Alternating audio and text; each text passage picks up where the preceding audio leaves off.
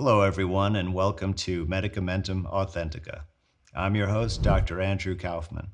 And tonight I'm not going to focus on natural health or germ theory or virology, but instead I'm going to have a discussion about law with someone, a very unique gentleman who I encountered his work only a month or two ago, but I've gone through his course, an advanced course. And we were able to connect and we hit it off very well. And we're both kind of pursuing similar things in parallel. And I'm speaking of the one and only Brandon Joe Williams, who has come on the scene about a little over a year ago and developed quite a big following, putting out free course material and really going on a deep dive into the law, and not just one section, but actually covering many different areas of law. So you can see his material and get kind of a comprehensive overlook of the areas that people are really researching. And Brandon also, even before he studied law, had some very interesting accomplishments. He's the author of a couple of books on marketing and relationships. And he also has extensively been a member of the Church of Scientology, done a lot of studying and really educated me on some of the true nature of what's going on in that church. And of course, it's not what everybody thinks on the surface. So I'm very pleased to welcome Brandon Joe Williams. Hello, hello. Thank you. My pleasure. And for your show, just to be clear, it sounds to me possibly like your show has a lot of medical professionals or professional type people. So my platform is definitely very, very wild and silly.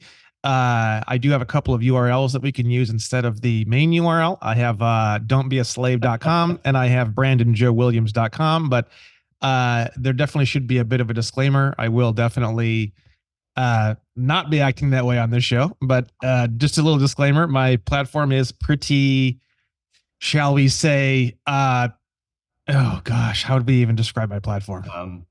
I don't know. You use sort of a lot of adolescent male humor Yes, to yes, yes, attract, yes, yes. the right audience.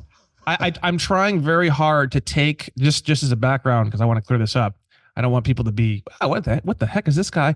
I'm trying to take the subject of law, which I am a marketing demographic person. That's what my entire history is: marketing, demographics, a lot of demographic research, surveys, literally going on the street with pens and clipboards for thousands and thousands of hours. This is my background. And I wanted to take the subject of deep dive law, which, as I progressed through my own studies, I realized the average age of the individual interested in that was either a 70-year-old white person or a 25-year-old black man. Literally, that was like pretty much the entire demographic interested. And it was either the 70-year-old white person was trying to change the way they see America going in the wrong direction, and the younger black man was because he was in trouble with something with litigation and he was trying to figure it out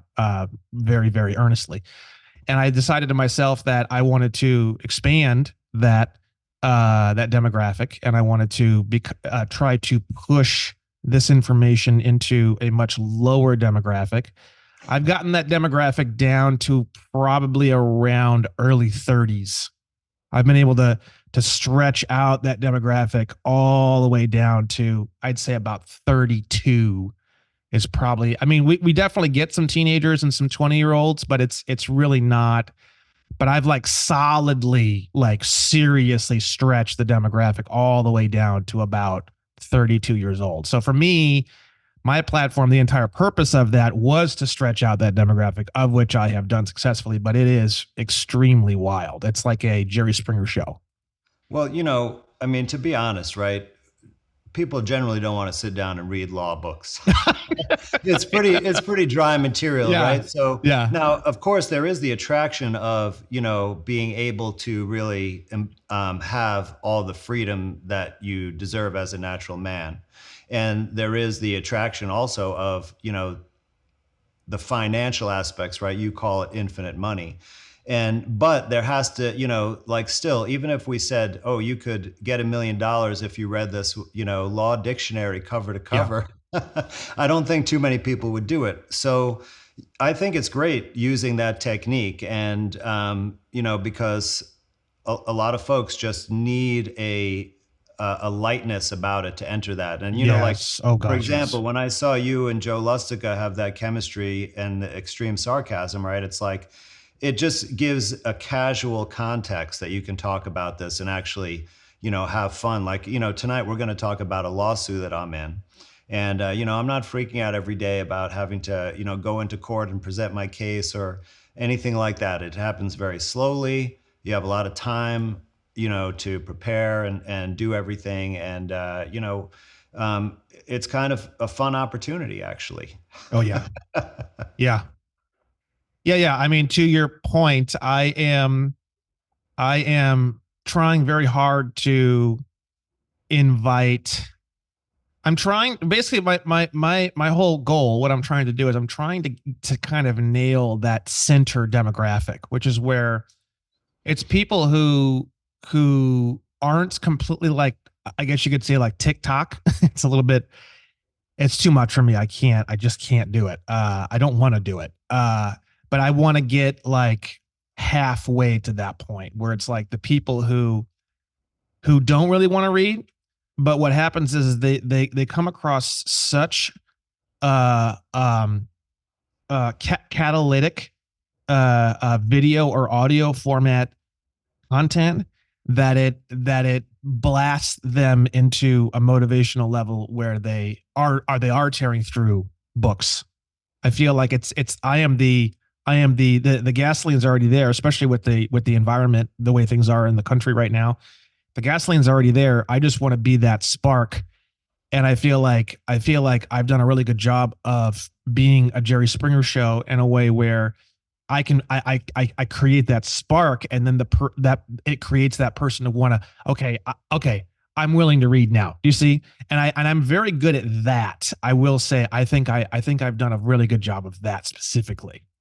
Well, I mean, that's the most important thing because we're really, we're getting at inspiration. And, that's really the only thing we can do from platforms like this, right? Is inspire people to take their own action by setting an example, by, using whatever devices are at our disposal. So, I Yeah, commend you for having such a large reach in such a short time.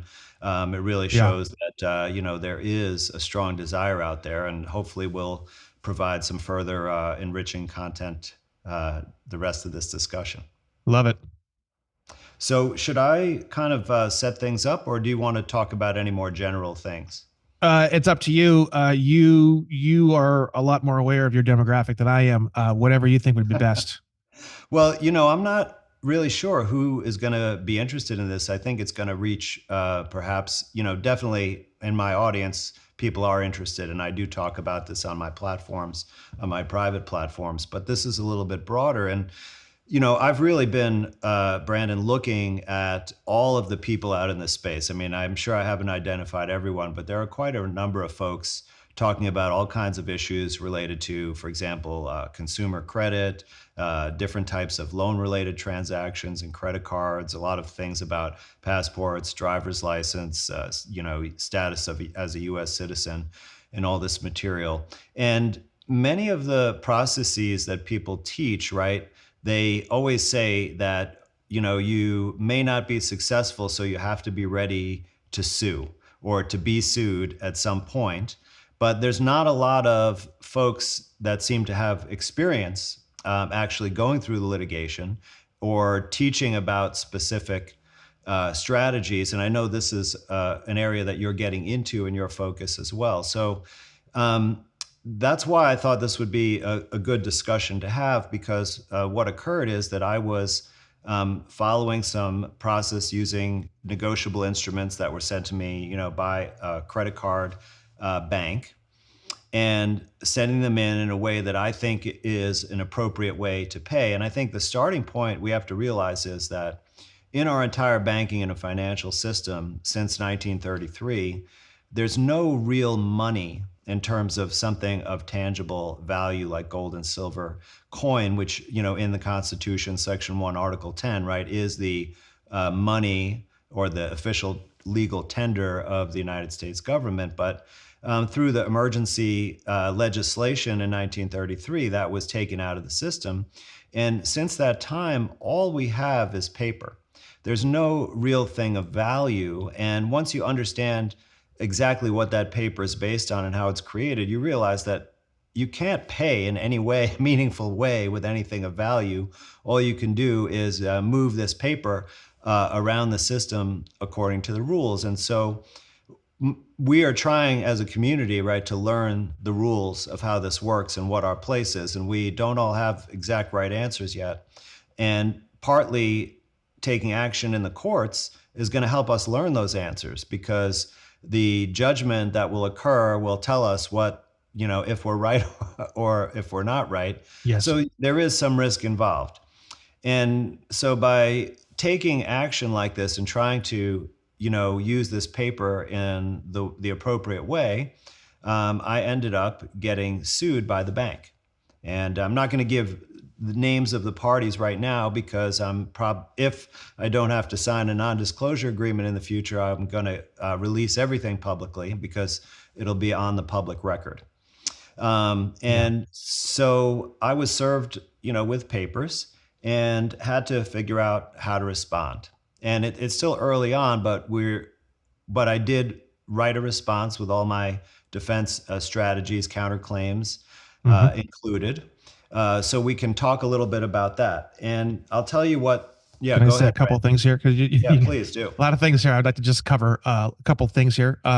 So first and foremost, just to be clear, for a long, long time, I was trying to get compliance and I was trying to get enforcement in other ways besides litigation, because I am like everyone else. I am not some fucking superhero that people think I am. I'm the pickle man. You know what I mean? That's my people think I'm a superhero, but I'm really not. I try to be as transparent as I can, because I want people to realize that I have the human experience no different than they do. I went through tremendous, tremendous fear and terror and sleepless nights and difficulties with friends and being removed from all sorts of things that I care about very much. So it's one of those things where I,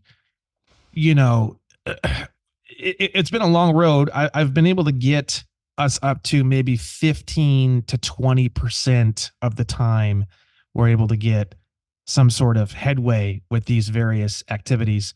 But there's absolutely no pattern to it at all whatsoever. It's just like just shooting completely in the dark. One person may get wonderful results. You do the exact same thing. You send it to the exact same place with all the exact same paperwork, done with the exact same pen. You could send the freaking pen in the mail. And this exact same thing, the stickers for the parcel, it could be the same cardboard for the freaking everything could be exactly the same. You could do molecule searches and you know what I mean? You could go and you just never know what you're going to get. It's just a dice. You're rolling the dice, right? So after a long time of avoiding litigation and not wanting to get into it and finding it to be a very what would you call it? Intimidating thing. I just really for a long, long time. And then finally I started to realize that it's kind of like the only path left. I went from writing crazy, weird things to drawing pictures to sending in Polaroids of me in silly outfits. I have a bunch of silly outfits and onesies. I mean, I was doing it all. I was doing phone calls. I was doing faxes. I was doing, and I just realized that, I realized a lot of things during that time period, including the way in which I'm going to go about the litigation is very different than anybody's ever seen before. So there are a lot of good things that have come out of that, but it was just a realization that the way that the system looks at it is you're just kind of like a little barking dog, a little barking chihuahua until you litigate. And then once you litigate, you're taken seriously as an adult. It's basically like you're a child until you prove that you're an adult, and you prove that you're an adult when you can properly present yourself in a court of law. That's just really, and people can complain and bitch and moan and freak out about that. And I just, I was never complaining about that. I just didn't want to do it until I realized that there's really not any other option. And if I really want to nail this thing down, I'm going to have to become extremely proficient in this. So I started studying day and night, and I have been studying quite a lot for quite some time before I decided to kind of dip my feet in. We just filed our first suit just a few days ago. It's not even. It's not. They just received it at the court. So there's a bunch that I'm going to be doing on my own, and then I'm doing some for some of my clients. I feel very confident in what I can do in the court system. I do not feel confident in the procedural aspect of the way that the court moves. I'm starting to feel more confident because I study and I study and I study and I'm very adamant about clearing up all of the definitions of all of the words, which is very, very important to me. And so I am learning pretty rapidly, and I will be learning more rapidly as we move through the court system. And I'm realizing that every lawyer that I come in contact with, I am literally stepping into the courtroom for the first time, but I'm already 400 stories above every other lawyer I come into contact with. And that's something that I mentioned to you on the phone, is that myself and you think in the same way. We think that we need to be 10-star warriors before we enter the battle, right? And we're willing to put in the work, even if that requires many, many thousands of hours to do so. What's happening is when we're arriving on the battlefield and realizing that everybody else in the battlefield is a 1-star, we would have been fine as a 3-star, but we're a 10-star. And I think that is one of the most important things for people to realize, because it's a lot less intimidating than you think. The intimidation is an illusion. It is entirely an illusion. It is a bunch of children with cardboard shields, and they're just kind of in diapers, and they poop their pants, and they're just running around. And that's been my experience so far, including a lot of the pro se people that I have had the pleasure to speak to. So it is a very interesting field, because I very much, very, very strongly want to create some sort of pro se litigant course and give it away for free, describing all of this, describing the mindset, describing the procedure, describing, kind of everything the same way I did the contract killer course. That's in the near future of what I want to do. So just to give a background on that, I am just now very, very seriously entering into the litigation atmosphere.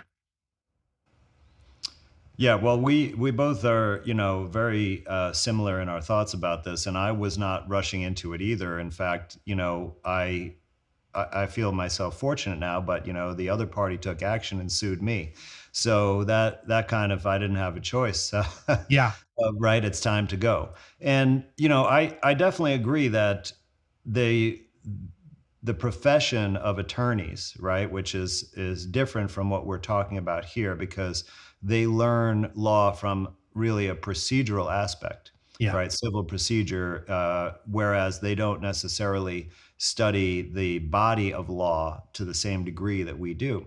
So they're going to be largely ignorant of what we're talking about. Now, even some of the judges, and I already experienced this in the past when I was an expert witness in mental health, and we had cases before the court all the time, and the judges didn't know the precedent cases in that area, even though they were regularly assigned these cases. They didn't like even take the time to learn it, and sometimes we had to educate the judge about these matters, right? So you may possibly be in that position.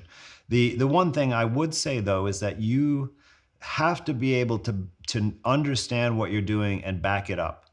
So, for example, if you walk into a courthouse or a county clerk's office to file documents, right? And like I had this happen to me. Now, I will tell you that I'm actually um, wrote my paperwork and filed it as agent for my all caps name as the defendant, Yeah. right? So Yeah. That's good. I'm not that person.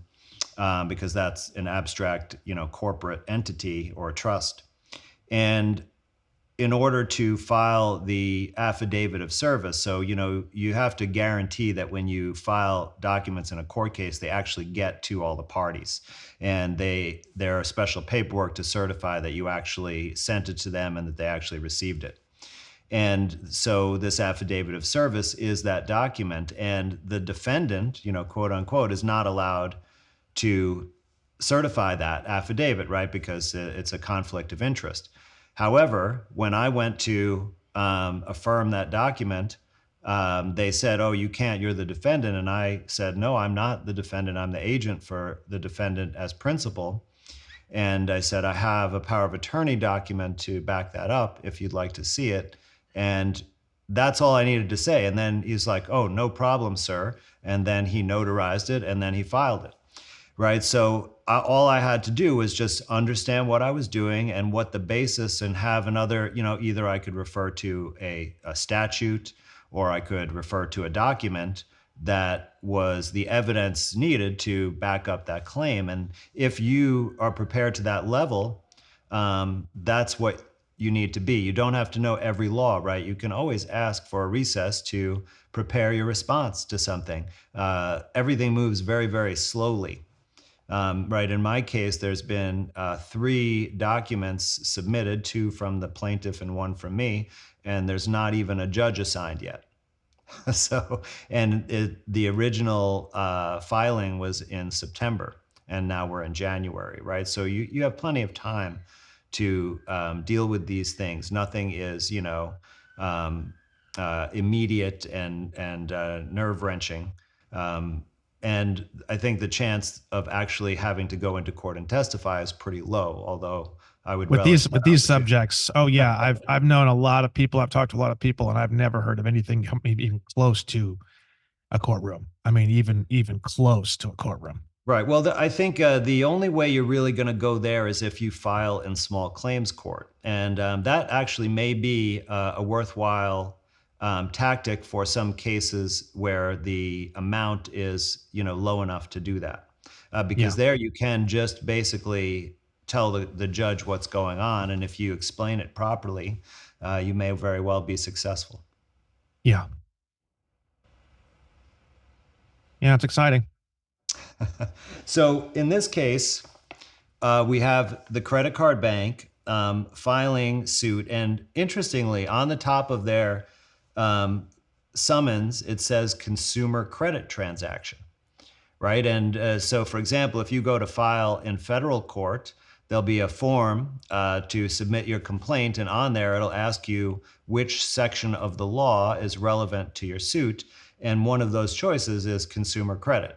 So, right, this is definitely an area where there's commonly litigation occurring. And then here's an interesting thing, that if you get sued by a so-called creditor, that the law tries to favor them, and by, if you're scared and you don't do anything about it, they get what's called a default judgment. So they write this on all the papers, of course, but they say, you have 30 days or 60 days or 20 days, whatever it is, to respond. And if not, right, basically the judge will say, guilty. So just respond. Even if your response is, I need more time, that they'll give you more time. But don't, shoot yourself in the foot by just giving away the money.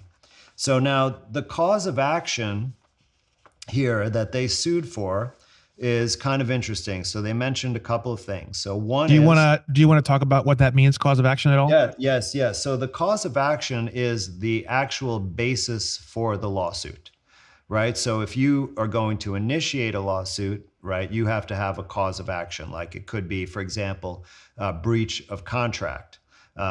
Because if you're talking about litigation in finance, right, there's always a relationship. There's a bank, or creditor and a borrower, or a loaner and a borrower.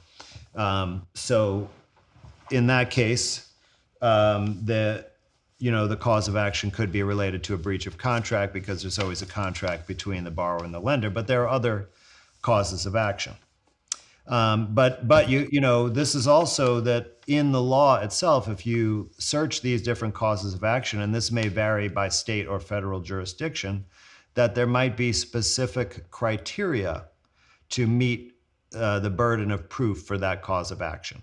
Now, with breach of contract, that's kind of wide, and contract law is pervasive, and it's a massive subject, and it's definitely something. I would say that you need to understand contract law and trust law to at least a basic level of proficiency to really be able to handle these matters in terms of litigation. Yeah. But it's not; those are not very complicated. They're just probably, and contracts, are something that we enter into all the time. They may not be on paper, and actually, the law says that they don't have to be expressed on paper. Yeah. Right. So anytime, Brandon, gosh, I would love to talk to you. Will you do my show? And then I'll give you a copy of it to put on your channel. Right. We just made a contract right there, as long as Yeah. he agrees. Yeah, and like let's say even if you're driving a car, you have a duty. The way the law looks at it, you have a duty to make sure you're not running people over with your car, right? Even that is sort of like it's not quite looked at as a contract, but it almost kind of is, because it's sort of like by driving that car, there is sort of like this unspoken contract that you have a duty not to run people over on the That's crosswalk, right. right? So the cause of action for being run over by the crosswalk is that there was a duty. That duty was breached. I mean, it wouldn't come up as a breach of contract necessarily on the actual paper, but everything, like you're saying, it's true. Everything that you're doing is some sort of contract. Every time you communicate with someone, every time you purchase something, every time you uh, speak to someone. I mean, even speaking to someone and increasing or decreasing their emotional tone in a way could be considered some sort of emotional exchange, contractual emotional exchange. That's getting a bit esoteric, but I'm just trying to point out that really everything, literally everything. I mean, breathing is a contract if you really want to get down to it. Anything that exchanges anything between anything, pretty much. Yeah. So breathing is what, a contract between you and the air. Well, you could say it as a contract that you're converting uh, oxygen into carbon dioxide, and you're exchanging that carbon dioxide with trees, whatever. Yeah, so that's good. It's a contract with the plants because you give them CO2, they give you back oxygen, right? Exactly. Yeah. That's a really good one, and Yeah. it also helps people understand the hoax of climate change. Yes. Oh God. Yes. That's a big one. Yeah. So they listed two causes of action on this. Well, actually, yes, first and second. Now, the first one is kind of interesting because it's essentially breach of contract. They say that, I violated the card member agreement by failing to make periodic payments as required. Right now, here, it's the definition of payment that perhaps is a key issue to understand how they could make Yes. that claim. Yes. But in order to establish themselves as upholding their end of the bargain of that agreement, they first say that I applied and received a credit account, which they own, which is true. They own the account. And that they are the original creditor. Now, this is where I believe fraud comes in, because the original creditor means that they are the source of the assets that are lent or provided as credit. Yes. Okay, so that's the first cause of action, right? So as original creditor, they fulfilled their contractual duties and obligations, but as a card member, I did not because I failed to make payments. Now, the second cause of action is kind of interesting, and it's really defensive on their part, where they basically say that they sent me periodic statements and that I did not object to them. Okay. And what that really means is that there was no dispute on the account because, according to federal law, if the account is under dispute, they are not allowed to pursue collection services. And this lawsuit would be considered a collection services, right? In fact, on the top of their complaint, they say I believe they say this is an attempt to collect a debt. Mm-hmm. So they wouldn't be allowed to do that if it was in dispute. So they're pretty much saying this defensively: oh, you didn't dispute these bills, therefore we have a right to sue you. But that's not the case either, actually. Yeah. I just didn't dispute it in perhaps the way that they recommended on the back of their billing statements. Yeah. Well, they don't, we have we have hundreds and hundreds, if not thousands of people doing all this stuff right now. They don't get it. We had one just today. I mean, every single day I see something new, right? From Bridgecrest. I think it's a mortgage. I could be wrong. I think it's a mortgage. And they say right on the response that they do not accept promissory notes. And I just fell out of my chair. I was laughing so hard. That would void the mortgage because the mortgage mentions a negotiable instrument right in it. Well, Federal Reserve notes are promissory notes. So they That's literally true just as told well. you they will not be accepting Federal Reserve notes. So now you get to a point now where you say, well, how you want gold and silver coins? What do you want? You know what I mean? I can't pay you anymore. You're saying I cannot physically pay you, which is so funny because UCC 3 is very clear that you cannot refuse any negotiable instrument payment, which would be, any type of promissory note, any sort of a promise to pay, any sort of written signed promise to pay, any sort of bill of exchange, which would be an order to pay. They cannot actually deny these things. And actually, there's a section of UCC 3 that states that once you even offer these things to them, they, even if they do reject it or do not accept it, then whatever amount that you offered, which is called a tender, whatever amount that you tendered or offered is actually instantaneously removed off of the account as though it's a payment, even if the so-called payment is rejected. So it's actually very, very funny. It simply has to be made in good faith. So all these letters, there's all these letters that are being sent out. So many letters. I see letters every single day. And they always say the same thing. They say, blah, blah, blah. You sent this thing in. It's not real. We don't accept this kind of payment. You still owe us, blah, blah, blah, blah, blah. It's pretty much that's the communication every single time. We're starting to see now a little bit more detail. The Bridgecrest one and a couple other ones I've seen, they go even farther and they say we do not accept any special or restrictive endorsements such as, and they go on to say paid in full. They go on to say negotiable instruments. They'll say that right in the letter. Some letters, I've never seen that before. They're starting to get more specific, which is all still completely false information. But I do find it interesting that we're starting to see a little bit more detail in these letters.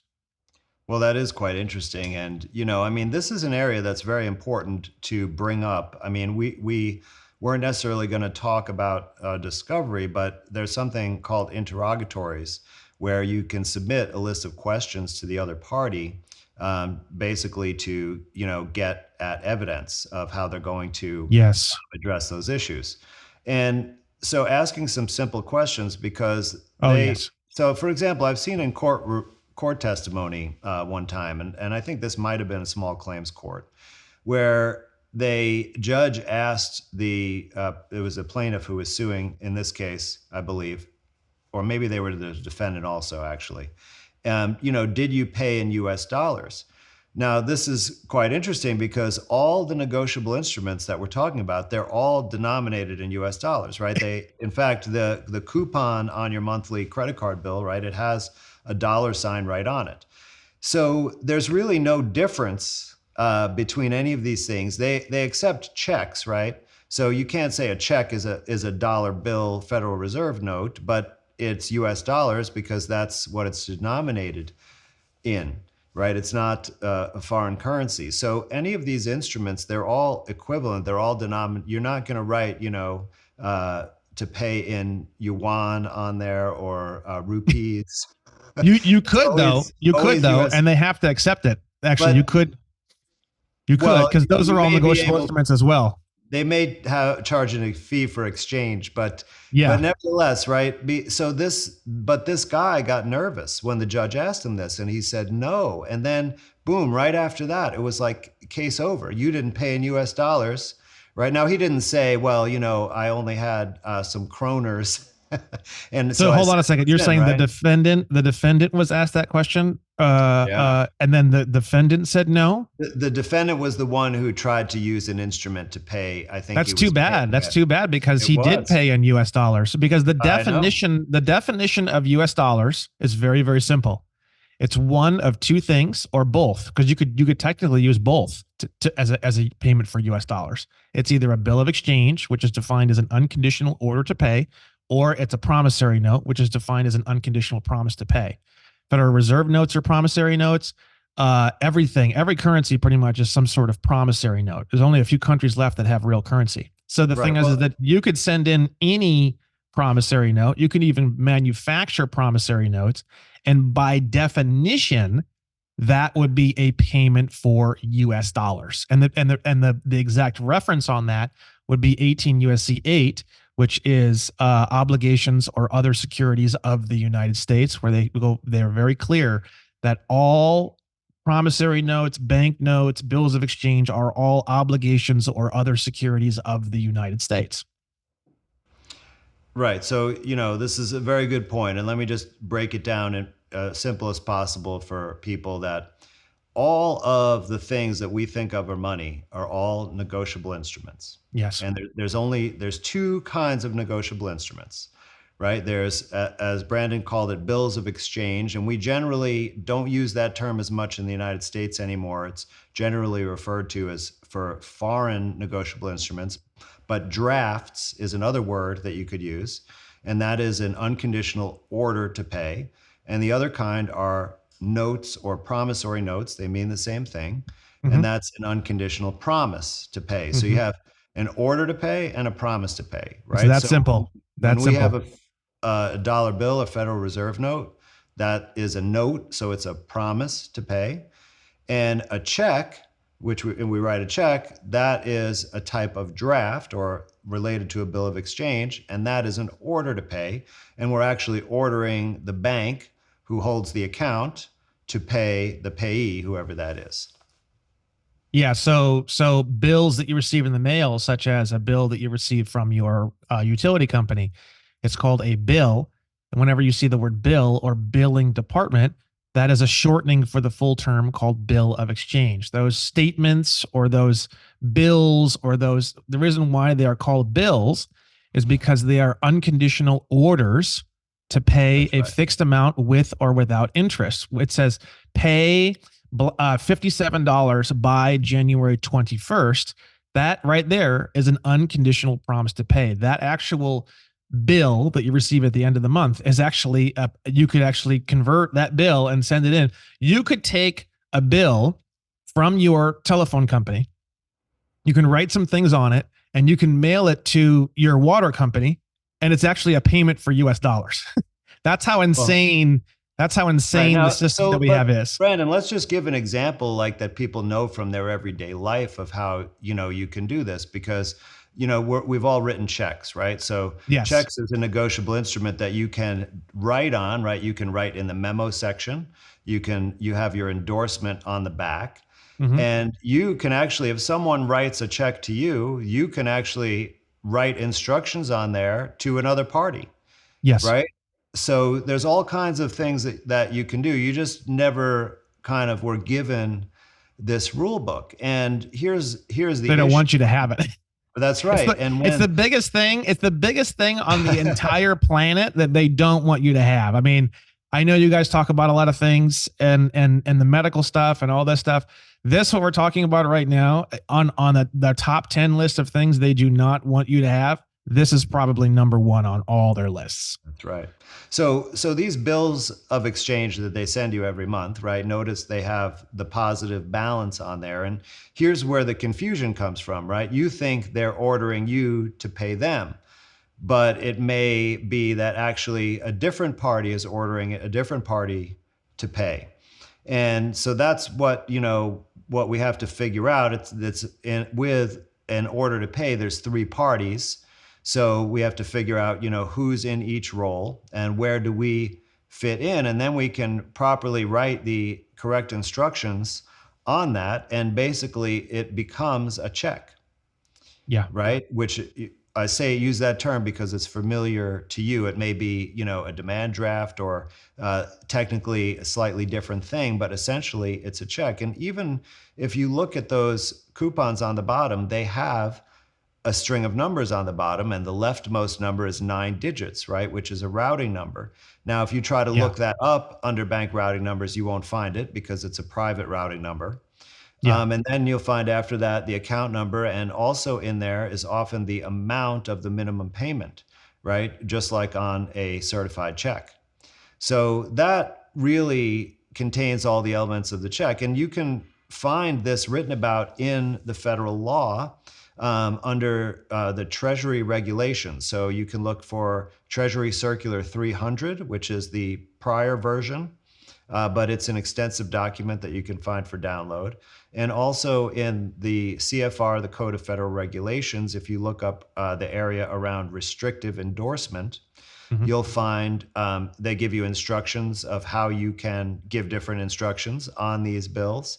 And they'll also describe what the coupon is and give instructions about tearing it off or not tearing it off, and about endorsing it. So you can, actually find these things in the law. We're not just making this up and hoping that it's a check. It's right in there.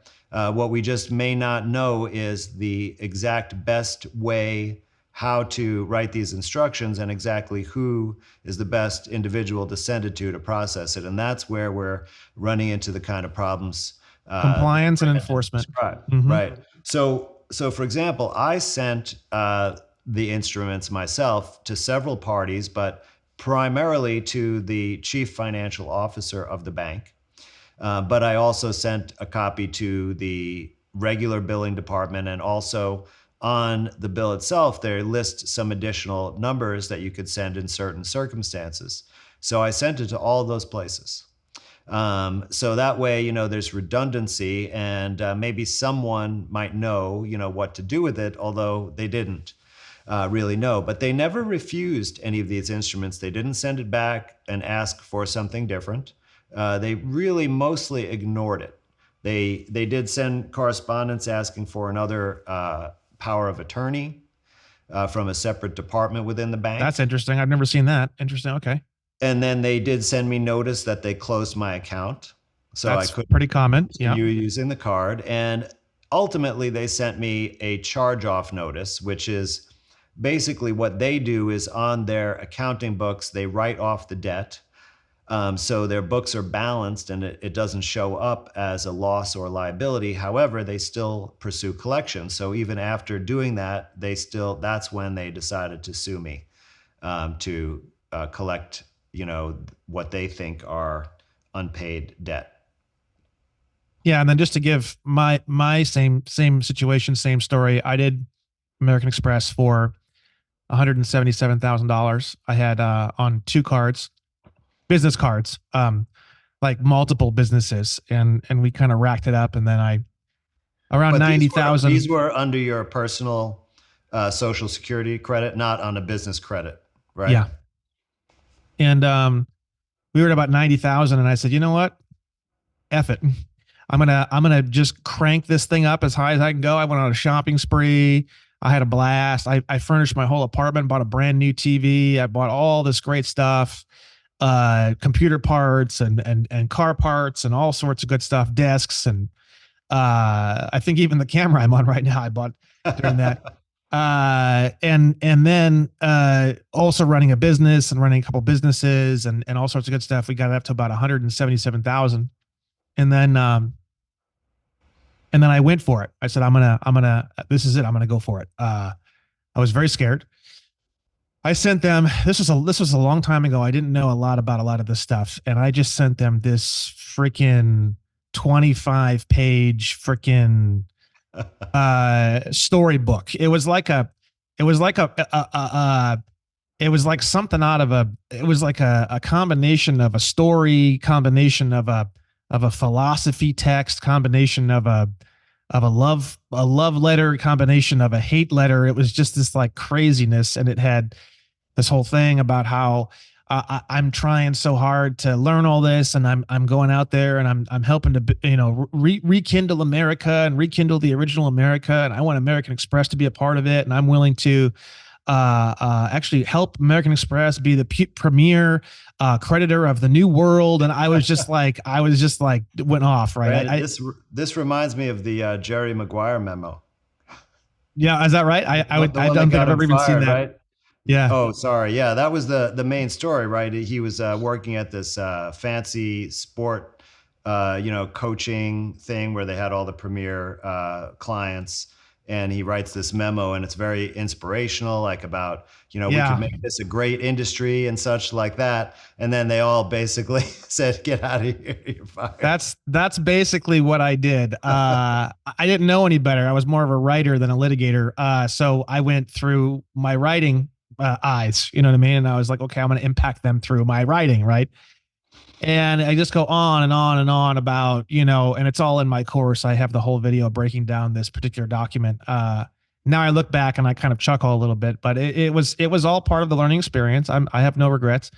And then below that, I talk about the different statutes and the different things that were violated and that kind of thing. And I say, there's going to be liens that I'll be filing if this is not complied with.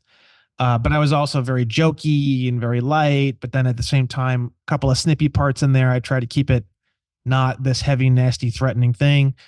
So they sent me to Altran Collections, and then they did hire an attorney, a law office. The law office sent me a letter. I sent that was the first letter I had sent. Then it went to collections. Then it went to the attorney. And then I wrote up a whole nother thing that I sent to all the credit agencies, to Altran, and then also the lawyer. And then after I sent that second letter, everybody dropped everything. And the lawyer actually sent me a letter, and I posted that letter on my website. And that letter says, hey, we've decided we're not admitting anything guilt. We're not admitting that we've done anything illegal, or we're not admitting that Altran's done anything illegal. But Altran has made the business decision to not pursue this debt, and we're also not going to report it.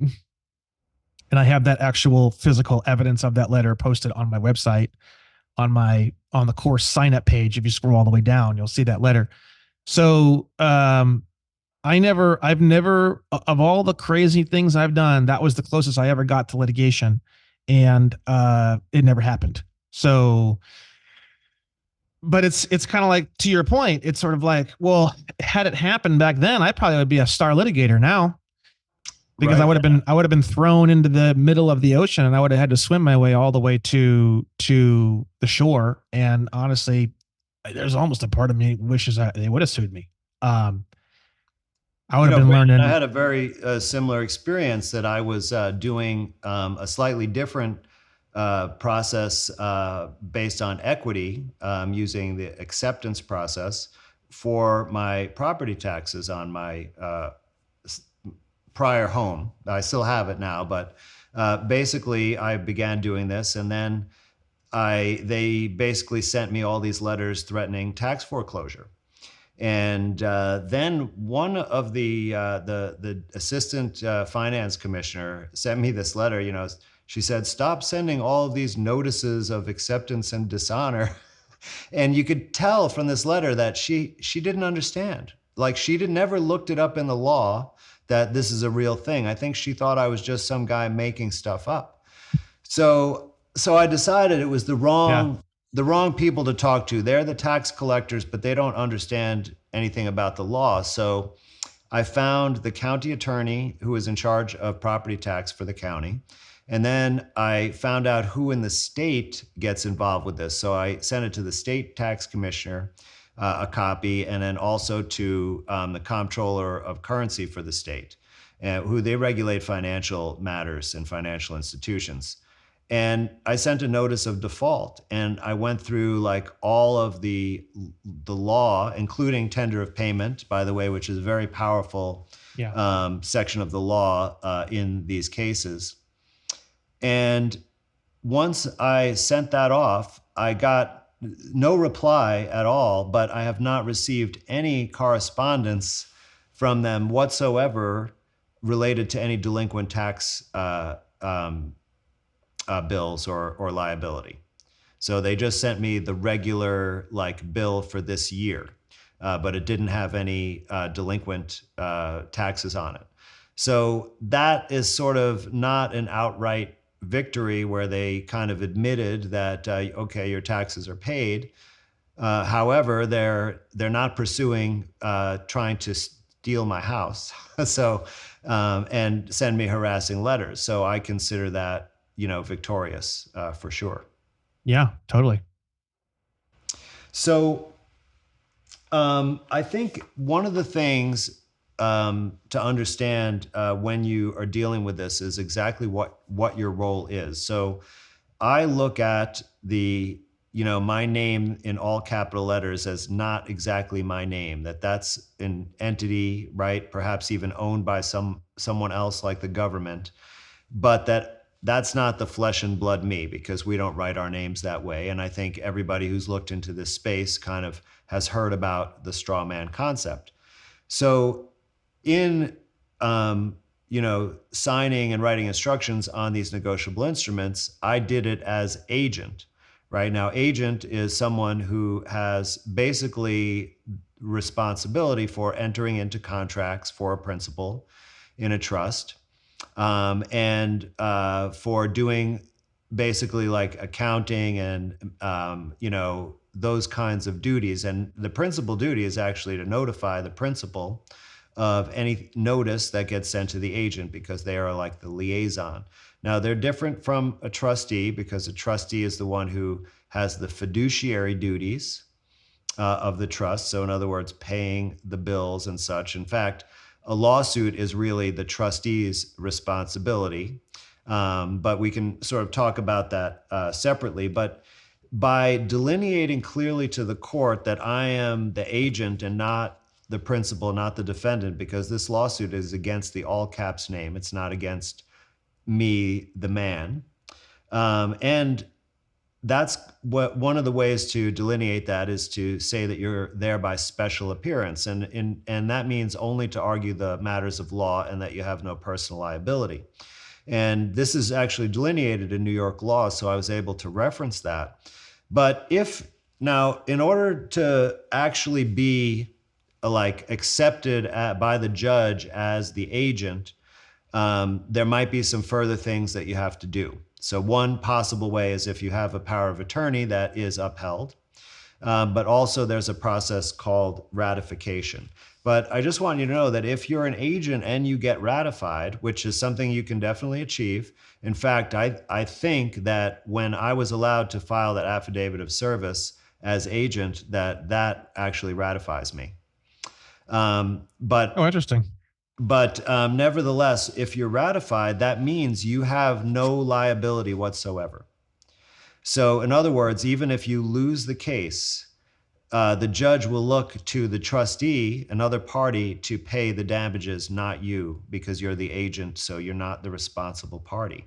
So this, in other words, gives you immunity, so to speak. That's right.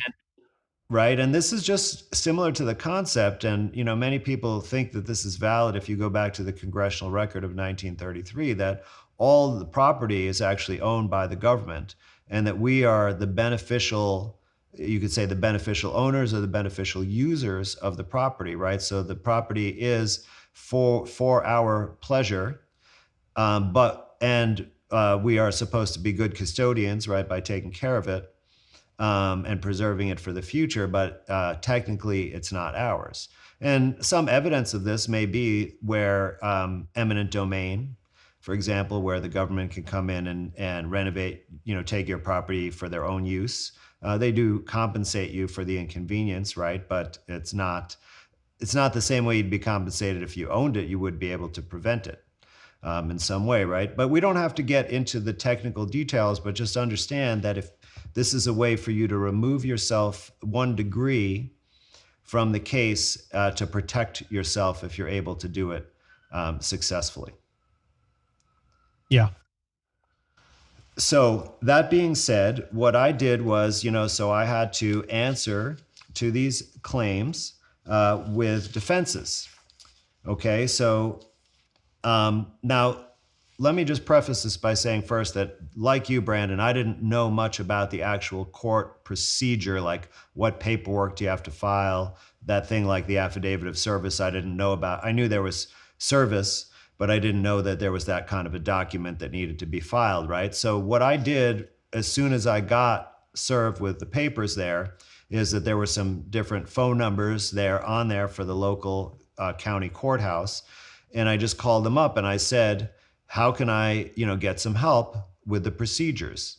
Now, of course, they're not going to tell you about legal strategies in the law like we're talking about tonight, but they sent me to the law library for the county, and I called them up and they said, "Oh, let's make you an appointment."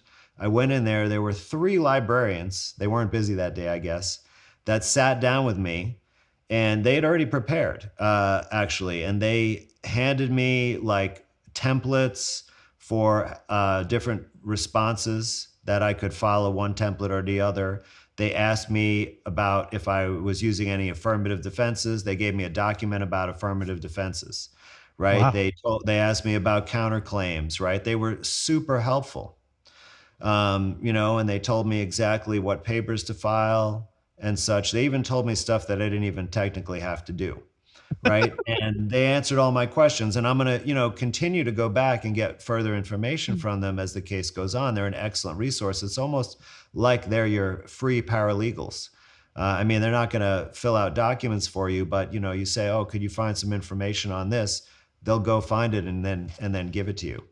So and they really like doing this, especially if you're someone who is a nice, generally speaking, and not an asshole. I'm just laughing because I'm just thinking in the back of my head a little plug for any lonely men out there who maybe have some failures with online dating. Go meet your local Well, librarian. They yeah, want to they, get some feminine energy in your life. You know what I'm saying? there was only one man in the library. They were all women. There you That's go. absolutely See, true. see, there you go. We got you. We got you here. You know. Yes, Brandon. This is the male demographic, right? You always have to look for that angle. Yep. Yep. Yep. So what I did is, because what I'm saying really, right? They're saying I violated the contract by not paying, but I did, right? I sent in lots of paperwork, actually way more than you would if you just sent a check each month. Because what I did was, I sent the instrument, right, that bill of exchange we were talking about, with a cover letter with instructions. Mm-hmm. And the first time I did this, I also sent a power of attorney. Mm-hmm. And then when they didn't respond, I sent them a notice of dishonor, right? Because non-payment is dishonor, and their part involved in paying, actually, right? So they're eligible for dishonor, and that's in UCC Article 3 as well. And and in after several months of this, I actually went to the length of filing a formal protest, which is also known as a certificate of dishonor, where a notary actually reviews the evidence that I sent them these instruments in good faith, and I then sent them a notice of dishonor, and they still didn't respond. And so that they are now officially in dishonor, adjudicated by a notary. And this is part of your notarial protest duties, which is required in every state's notary laws. And then I sent a copy of that to the Secretary of State, who is the boss of all the notaries for your state. They're like the head notary. So that's a legal document, right? That's admissible as evidence. So I actually, right, sent them quite a lot of correspondence, and it includes my, noticing them that they're not actually doing what they're supposed to do, right? Which is a type of dispute. So instead of a normal defense, right, where you kind of say, well, yes, I did that, but here's why it's justified, right? So for example, if I called them up and said, "Hey, I'm going to be, on a expedition to Antarctica for the next 6 months, and I won't be able to pay my bills. Can you please send me a bill when I get back?" and then they sue you while you're gone saying you didn't pay your bills, right? I could defend that saying, hey, we had an agreement that I was going to be out of the country, right? But in this case, I actually did send in payments. So I would use what's called an affirmative defense, basically saying, I actually did that, but you guys are cheating in some way, right? And the what I chose to use to help with that is fraud. Okay, so essentially they're committing fraud by stating that there's this debt that I owe to them, when in fact I have more than adequately fulfilled my performance obligation to satisfy that debt. And it gets even more exciting than that too. Just to chime in for 2 seconds. Please. Every time you use your credit card, you are promising to pay. It says right on the receipt that prints out. Every single time, every single credit transaction. If you think about if you want to go even crazier, see, it's so unrealistic to people. Everything is money. You are surrounded by money. I was on my group the other day, and I said to somebody, I said, you are Scuba Steve. You really are Scuba Steve, because you got to think about this. Every time you use your debit card, you are in that transaction. A debit card is essentially the same as an e-check. A debit card transaction is an unconditional order to move funds, right? A credit card transaction is an unconditional promise to pay funds. Right.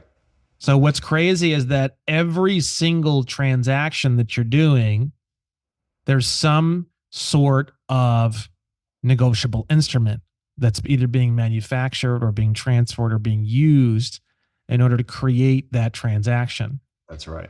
So you are the author of money, and you are fucking drowning in money. There is so much money in your life. Every single bill that you get is a positive number. Every single bill can be converted. All that positive value can be used. Every single credit card transaction, every single time you use your credit card, you're producing a promise to pay. When you sign that promise to pay. Brandon, I'd like to, because this can be a little confusing. I want to break down the credit card transactions. Sure. So that anyone who's listening to this, you can go look at these documents and see exactly how this flows. So I'm going to step right over here for just a moment, get a drink, and I'm going to be listening the whole time. Okay. All right, great. So I'll take the empty space off camera and talk about this for a minute. So first you have your card member agreement, right? Which is your contract with the bank who's owns the account of your credit card. Now, in all these card member agreements, you'll find a section called Promise to Pay. And this is where it essentially states that, I promise to pay all charges for all transactions, for goods, services, etc. It might be worded slightly differently in each card member agreement. Okay, so you sign and execute that card member agreement in order to actually receive the card and begin using the account. Now, what happens when you make a credit card purchase? Okay, now if you remember back in the day, you always had to physically sign a piece of paper when you use your credit card for a purchase. Now they have various electronics in the card that actually provides your signature electronically for you. And you actually agreed to that in the card members agreement as well. But if you can still sign these receipts, and sometimes you might have the occasion. So just take a look at what it actually says. Now, occasionally it does use the word promise, but most commonly, because I've studied these over the past months, it says I authorize this charge or this transaction, and many times it references the card member agreement in the language below the signature line. And so what this is it's referencing the promise to pay section. So it doesn't have to use the word promise on the document because it's on the master promissory agreement, right? Which is that card member agreement is really a master promissory note. And then each of these receipts is the actual promissory note with the amount on it, right? Because the card member agreement has no amount. And for a promissory note to be valid, it has to have an amount of money that's promised to be paid, including interest, right? And so that's on these little receipts. So those are your promissory notes. So what happens is when those get back to the bank, we want to know how the funds actually move around, right? Now, most people think what happens is that the bank in their account, right, has a big fund, and that each time you do a credit card charge, they take money out of that fund and pay the merchant where you're shopping, or the restaurant where you just had dinner. But that's not how it works at all. And how it works is written about in the Federal Reserve Act, Section 16, and look at the first two paragraphs of that section of the law. So, Brandon, I was just kind of told them the whole thing about the I heard promissory everything. notes. Oh, okay, great. Now, if you look in paragraph 2, we'll just focus there for a second, right? It says that any member bank, that's a member of the Federal Reserve, but I believe that banks who aren't members actually work with member banks to do this for them. I believe personally that the all caps name is a member bank, but that's a theory. Anyways. Yeah, well, that's interesting, and I even heard someone say that the all caps name is on the board of governors of the Federal Reserve. Well, think about this, and I don't want to lose the audience, but gosh, I love this conversation. Think about this: if your all capital letter name is producing currency all the time, every time you use a credit transaction, every time you place that credit card in that machine, or tap it on a machine, or tap it on a gas station, you're producing a brand new currency out of thin air. Didn't exist a second ago, and now it does. It's called a promissory note. If your ens legis, which is the Latin term for the legal fiction all caps name straight out of the dictionary, if your ens legis is not a bank, how is that currency being produced? It has to be a bank. Otherwise, this is like massively illegal. And if you look inside of a lot of the definitions of bank or banking or banker, a lot of it has to do with credit transactions, creating credit transactions, being involved in credit transactions. Almost every definition of bank or banking or banker I've ever seen, if the ens legis is, it's almost like it's the chicken or the egg too. It's kind of like, well, hold on. Was it a bank and that's why it can produce currency, or because it's producing currency, it is a bank? But I'm telling you, it's one or the other. It has to be by process of elimination. There's nothing to even talk about. There's no argument. There can't be an argument.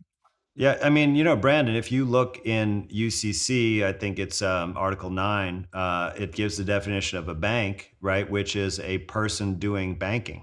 Exactly. Right. And so that's what so people always think, was it a bank? Banking. Was it a bank before you put the credit card in the credit card machine, or was it a bank after? You know what I mean? But I'm telling you, it's one, or it was either a bank before and that's why it produces, or because it produces, it is now. It's one or the other. It has to be. There's no. So what Brandon is talking about here is, as I was about to get to in that Federal Reserve Act, right? What the bank can do is that they can go to the Federal Reserve, right? They sometimes call this the Federal Reserve window, or their Federal Reserve agent that represents that bank from their regional Federal Reserve. And they basically apply to the Federal Reserve to get Federal Reserve notes. And with the application, they have to submit essentially a whole list of things, but they're really negotiable instruments. So it's a bill, a draft, a promise, a note, a bill, it's all the same stuff. Yep. Right. All those things. An unconditional order to pay or an unconditional promise to pay. There's a bunch of different things, but all those various things fit into one of those two categories. Always. That's right. It's just one of those two, and it's so confusing when you say all the different things. So I'm starting to kind of go more towards teaching it it's either an unconditional promise to pay or an unconditional order to pay. And all those things and all the things they list and all these crazy banking terms, and it either fits into one or the other every single time. You know what I mean? That's right. And essentially, it could be a draft or a note, whatever it is, any of those instruments, that they basically can take that instrument and trade it in for the exact amount of Federal Reserve notes as is on that instrument. And that instrument gets its power from our signatures, Hmm. right, as agent for our principals. And so the bank is actually using the note, right, that you signed, right, and they're cashing that in and then giving you back your own money Yep. and then asking you to pay them that amount a second time. It's like madness on top of madness on top of, it's just like 3 or 4 layers of complete madness. And it's when you start to, in my own opinion, I'm starting to get a lot of clarity in the litigation, right? Because the litigation is literally this simple for every single financial transaction, from what I can tell so far, is when you understand how all this works, it's very easy to develop some questions in your mind that you may have some curiosity as to what the hell happened, right? All you do is you write up a complaint, which is pretty simple. You can look up a YouTube video on that. I will be producing a lot of material on this, by the way. You wait for the other party to answer the complaint, and then you immediately motion the court, which means you write up an order to move the court. That's how the court system works. Is it's like a football field. You're trying to get down the football field to the various yard lines, and you're going to go into what's called discovery. Now, once you go into discovery, you can start asking these questions. Now, these questions, when you actually understand how all this stuff works, these questions make them very uncomfortable. And the more questions that you ask, just literally, you're just like, I mean, I don't even recommend that you go online and find my questions. What I want to do is I'm going to be teaching people how to really be curious about this and how to develop their own questions. Because when you're really curious and you really have questions, what happened to my original promissory note? What did you guys do? When was it taken to the Right. Federal Reserve? Subpoena the Federal Reserve. Get them to prove you guys swapped this. When did you swap it? Let me see the papers. I want to see it. By that point, they are sweating, man. They are sweating and they are running, right? So when you understand all of this, that's why we said earlier this stuff never goes to trial, because if you get into discovery, all you're gonna do is just like a kid in a candy store, like asking daddy, what's this? And daddy, what's this? What's this? Daddy, what's that's it. That's all you have to do, literally. And you will win. I've never heard of anyone doing that not winning ever. Ever. So, And I've seen so many examples where they do a very poor job of it. The questions are poor, the sentences are poor, the grammar is poor, everything is poor. They don't really have a good grasp, but they kind of, sort of, in the dark, go in this direction and do this, and they win every single time. They settle immediately. They don't want, just please make it stop. You know what I mean? That's kind of their reaction. So what's so fascinating about this conversation is it's kind of a lot farther than what anyone's really talking about right now in this space. You're not going to find hardly anyone talking about this anywhere. that's right. We're breaking ground, and Yeah, it's big time. what you just described in the way to ask questions, that's kind of like the country lawyer tactic, Yes. right? Where you basically, like, pretend that you're totally ignorant Mhm. about what's going on, and you're, like you're a member of the jury, so to speak, right? Yes. And or a country bumpkin, and just say, well, okay, so I come into the bank and I fill out an application for a loan, right? What do you do with that application? And just take it very slow like that, right? And it's very, every single step you want to know. And that's how you're going to get to the bottom of this. And I also want to, talk about, well, what evidence do you request? Because I showed this to you in private, Brandon, but in a separate matter related to a mortgagee, I asked for a bookkeeping entry that shows what I specifically asked for was show that the loan funds were a pre-existing asset of the bank, and then demonstrate that those loan funds were transferred into my account, Hmm. right, giving me the loan. Now, they couldn't do either, but they did send me the bookkeeping entry showing the Oh, loan yes. from their account, from the bank's general fund, they called it, I think. And this was fascinating because there were not one, but there were two entries, right? There was a deposit and a withdrawal, a credit and a debit, an asset and a liability simultaneously. And what this was, right, was they took my promissory note, went to the Federal Reserve window, or you can also exchange it at the Treasury in different ways. But they did this. They got the funds, right, that were generated by my signature on the note. I essentially gave them an instrument worth that much funds. So they got that's the deposit that went into their account. Then they took those funds and they transferred them out. Now, they didn't put them in my account. They gave them to a third party, actually, which I didn't authorize, but that's kind of a separate matter for that case. But here, right, the exact evidence. So I could go and say, hey, how could you give me a loan if you have no net liability on your books? You're neutral, right?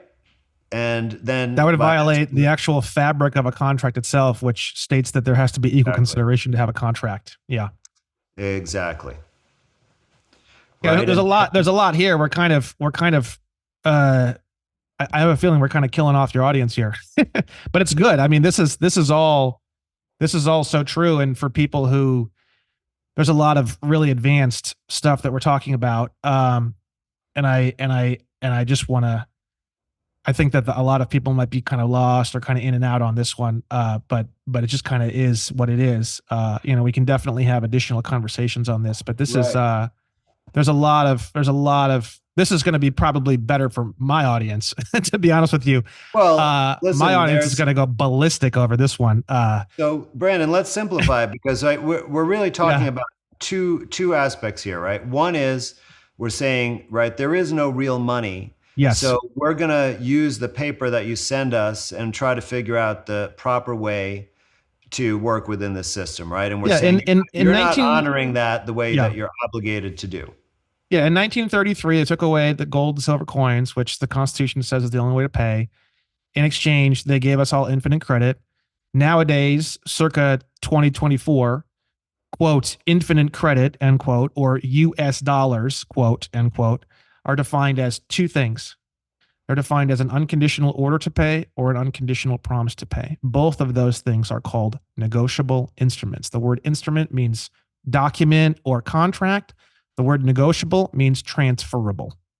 That's basically literally the entire thing in a nutshell. It's so simple when explained that way that people are like, it can't be. This can't be. There's a lot of emotional rejection. I'm seriously, and I went through it, and everyone goes through it. And it's okay. I understand that. That's the most difficult part of all of this now, I feel like, because when I explain it to people, I know I'm on the right track when what I get back is a completely emotional response. I'm like, okay, good. That's good. Because that means the information, the factual information was understood and it triggered an emotional defensive response, right? So it's like, am I getting a negative reaction on the information side, or am I getting a negative reaction on the emotional side, right? Now, the emotional side, that rejection can be overcome by grounding the information and letting them know, how does this benefit you? Once they understand, once a person understands the benefits, then what happens is they allow the emotional blockage to release, because the thing is that the emotional blockage is there because of, I've been this dumb for this long. I've been wrong my whole life. I've been working so hard for these stupid fucking things, and now I'm just an idiot. But once you say, no, don't worry about all that. Everyone's in the same boat. Don't worry about all that. It's all fine. You're fine. This is the benefit that's going to happen to your life if you just drop those emotional barriers and move forward and try to understand this stuff and move forward into trying to do this stuff. To me, that's been the most successful avenue. And I'm able to get people just over the factual bar, and then over the emotional bar like that, right? And that's how I do it. I do it by grounding the information and saying, this is what you can do with this information. For example, every bill, every promissory note, everything, you can go out and buy a car right now, taking the information from this video that we've explained so far, which is a little bit convoluted, a little bit all over the place, but it's okay. It's our first time talking together.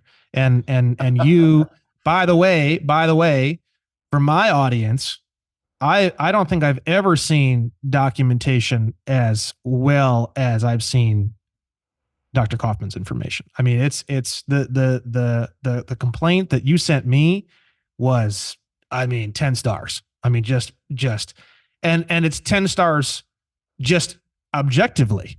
Like subjectively in relation to everything else I see, it's a trillion stars. But just taking all that out and just non-relative, just straight up, like it's 10 stars. It's 10 stars. It's so far beyond anything that no one is going to be able to comprehend what you've written. It's just way too far above the anybody that you're going to come in contact with. It's so, and that's the problem that I have, is that I'll show you my complaint later privately.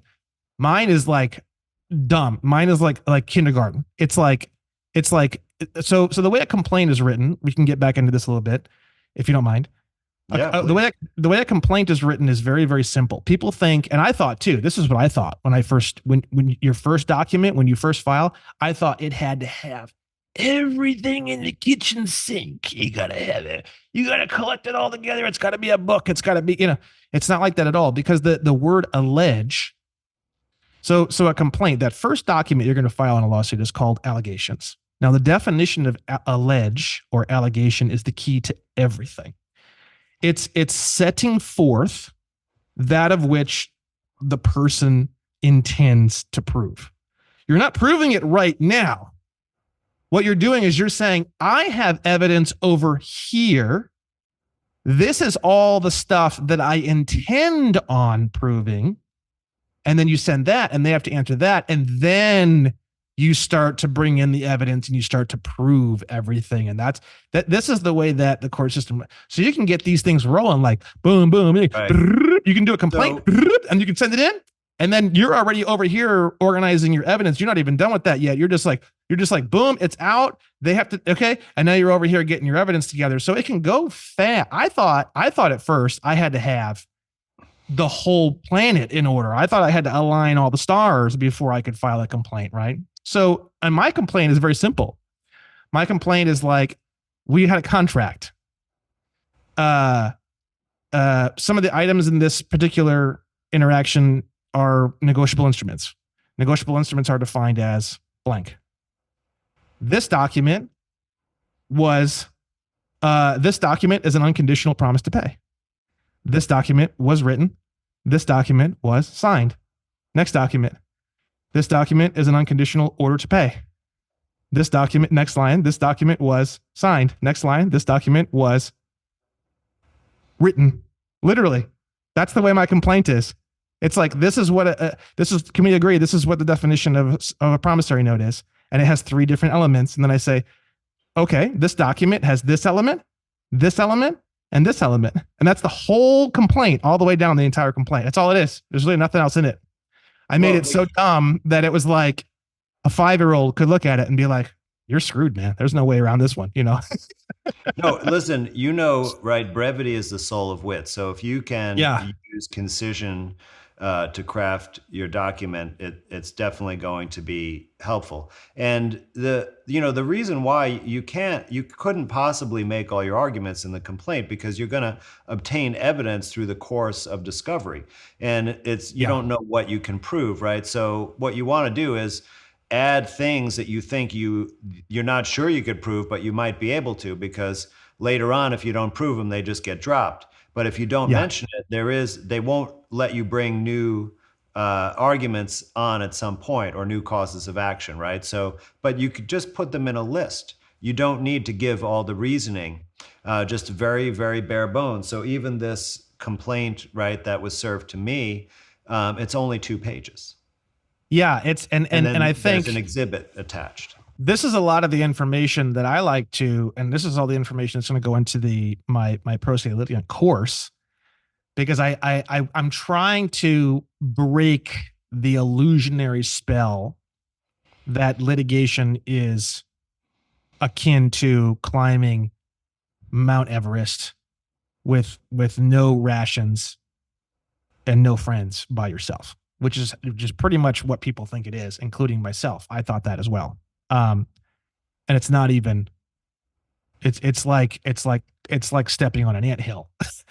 But it all comes down to perception. Perception is reality, obviously, right? So I like to talk about things and to give information that breaks that illusionary reality. And the illusionary, the true piece of information is you can just, I mean, kind of slap this thing together. As long as you believe you can put together coherent information in the next 30 to 60 days, you can just kind of slap this thing together. I mean, you could just type up something in 5 freaking minutes and send it into the court. Now, Brandon, this complaint and summons that you filed, was it for a similar situation where you paid with negotiable instruments or a conditional acceptance, or? No, this one is pretty wild. So it's a real estate deal where there's all these purchase agreements and there's all these, and I'm claiming all of them as negotiable instruments, and I'm rescinding all of the blank negotiation on all of them, and I'm forcing a realty company to convert all of them at the Federal Reserve window into Federal Reserve notes and deposit them into an escrow account. So I'm going like a pretty high. You're going for the gold right away. I'm going for the this thing fell on my plate. It's a client of mine at the I have a law firm, a law office.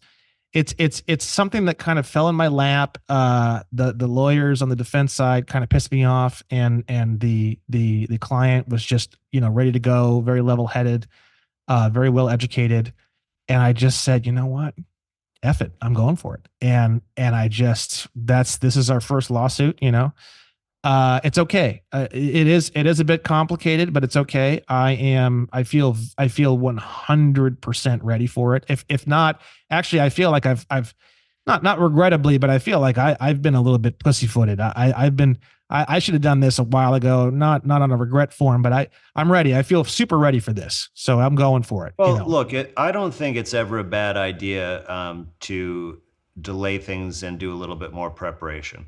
No, I know. Especially for Yeah. the people we're talking to here, right? Like, for example, if this is, and I was assuming that most of the people who would view this already know a lot of this and maybe have even done some of these processes to pay bills, but have never gone to court. But don't start sending paperwork to creditors until you understand what you're doing. Oh, yes. Right? I say that all the time. So if you've done it already, you should understand what we are talking about in terms of the legal arguments, even though the stuff that we're talking about litigation, is a different matter. The way I look at it, just real quick on that, because I think this is such an important thing to talk about. My personal communication on this is I've never been 100% when I take action. I've been like 80 to 85% confident. And I feel like it's just a ratio. You know what I mean? Like for me, 80 to 85%, I know that I'm going to unlock that remaining 20% when I take action. So it's like I hit 80% logically, and then emotionally, I know that the remaining 20%, I need to move forward to get the remaining 20%, right?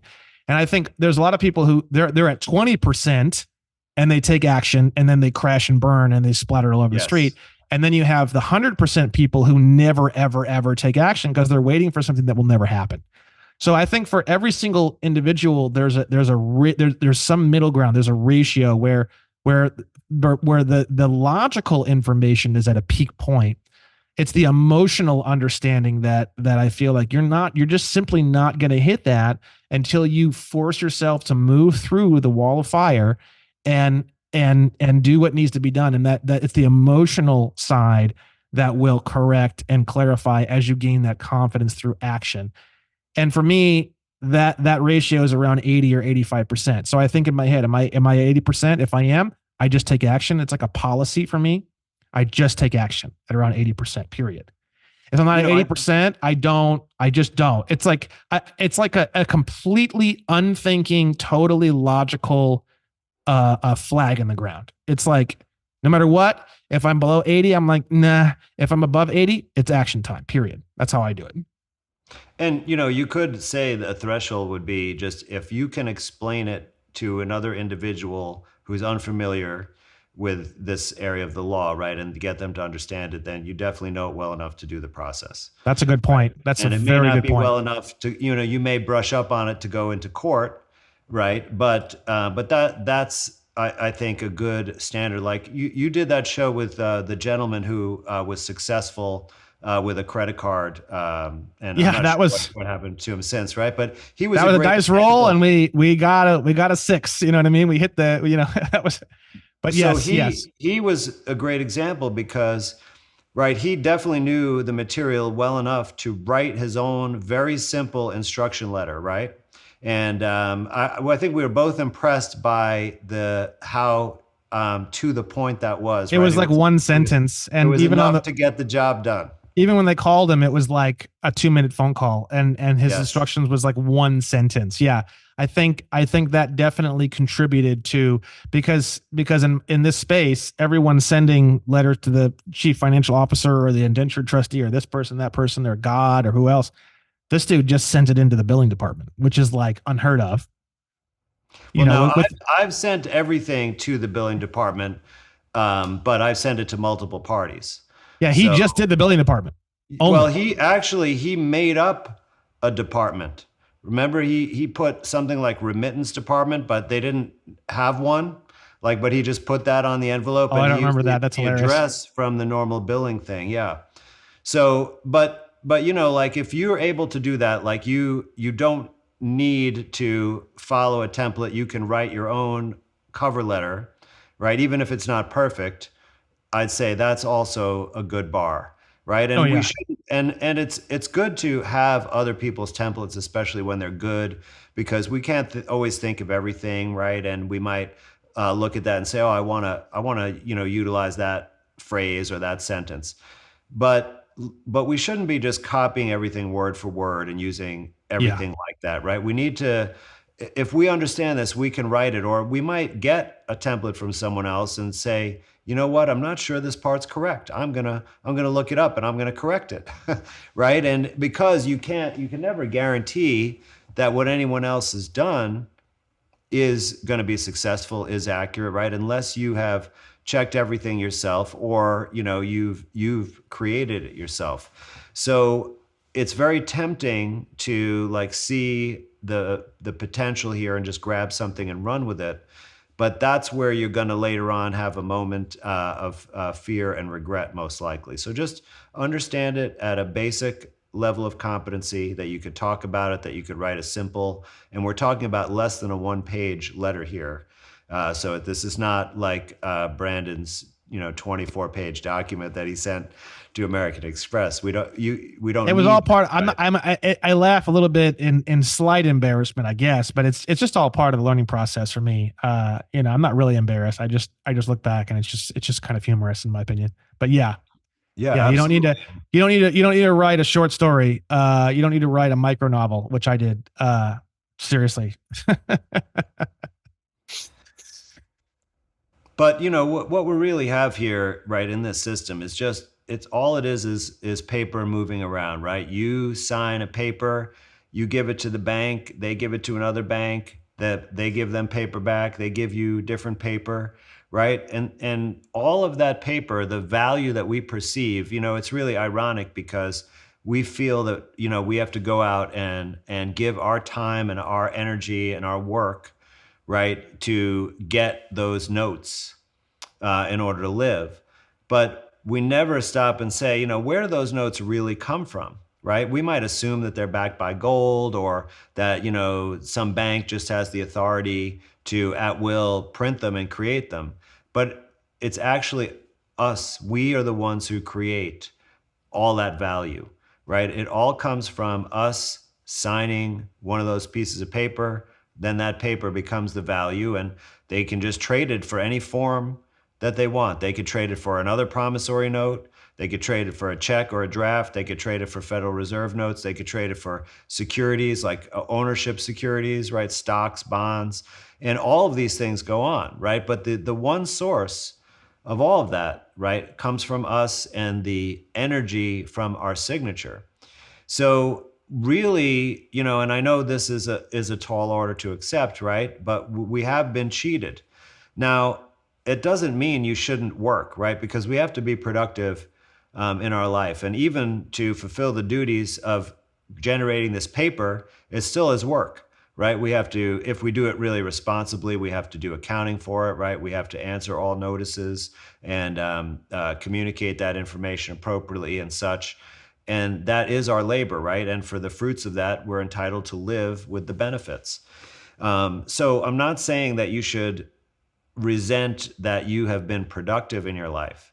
It's just that you didn't realize the value that you bring to the table. And so now you can take this information and change the equation Mm-hmm. so that you, right, because we're all meant to live in abundance. Mm-hmm. It's just that we have been treated as children, and children get allowances. They can't be trusted to have all the resources, right? They have trust funds for rich kids, so they don't go and blow all the money, right? Because it's supposed to last the rest of their life. And we are essentially have all been in this system, been treated like children that we cannot be trusted. So we're given these allowances and we're told to do the chores, right? Which is our 9 to 5 jobs. Mm-hmm. But so once we understand this and come out of it and rise up to be competent adults, well, now we can take the responsibility to manage the resources ourselves. And that means that we get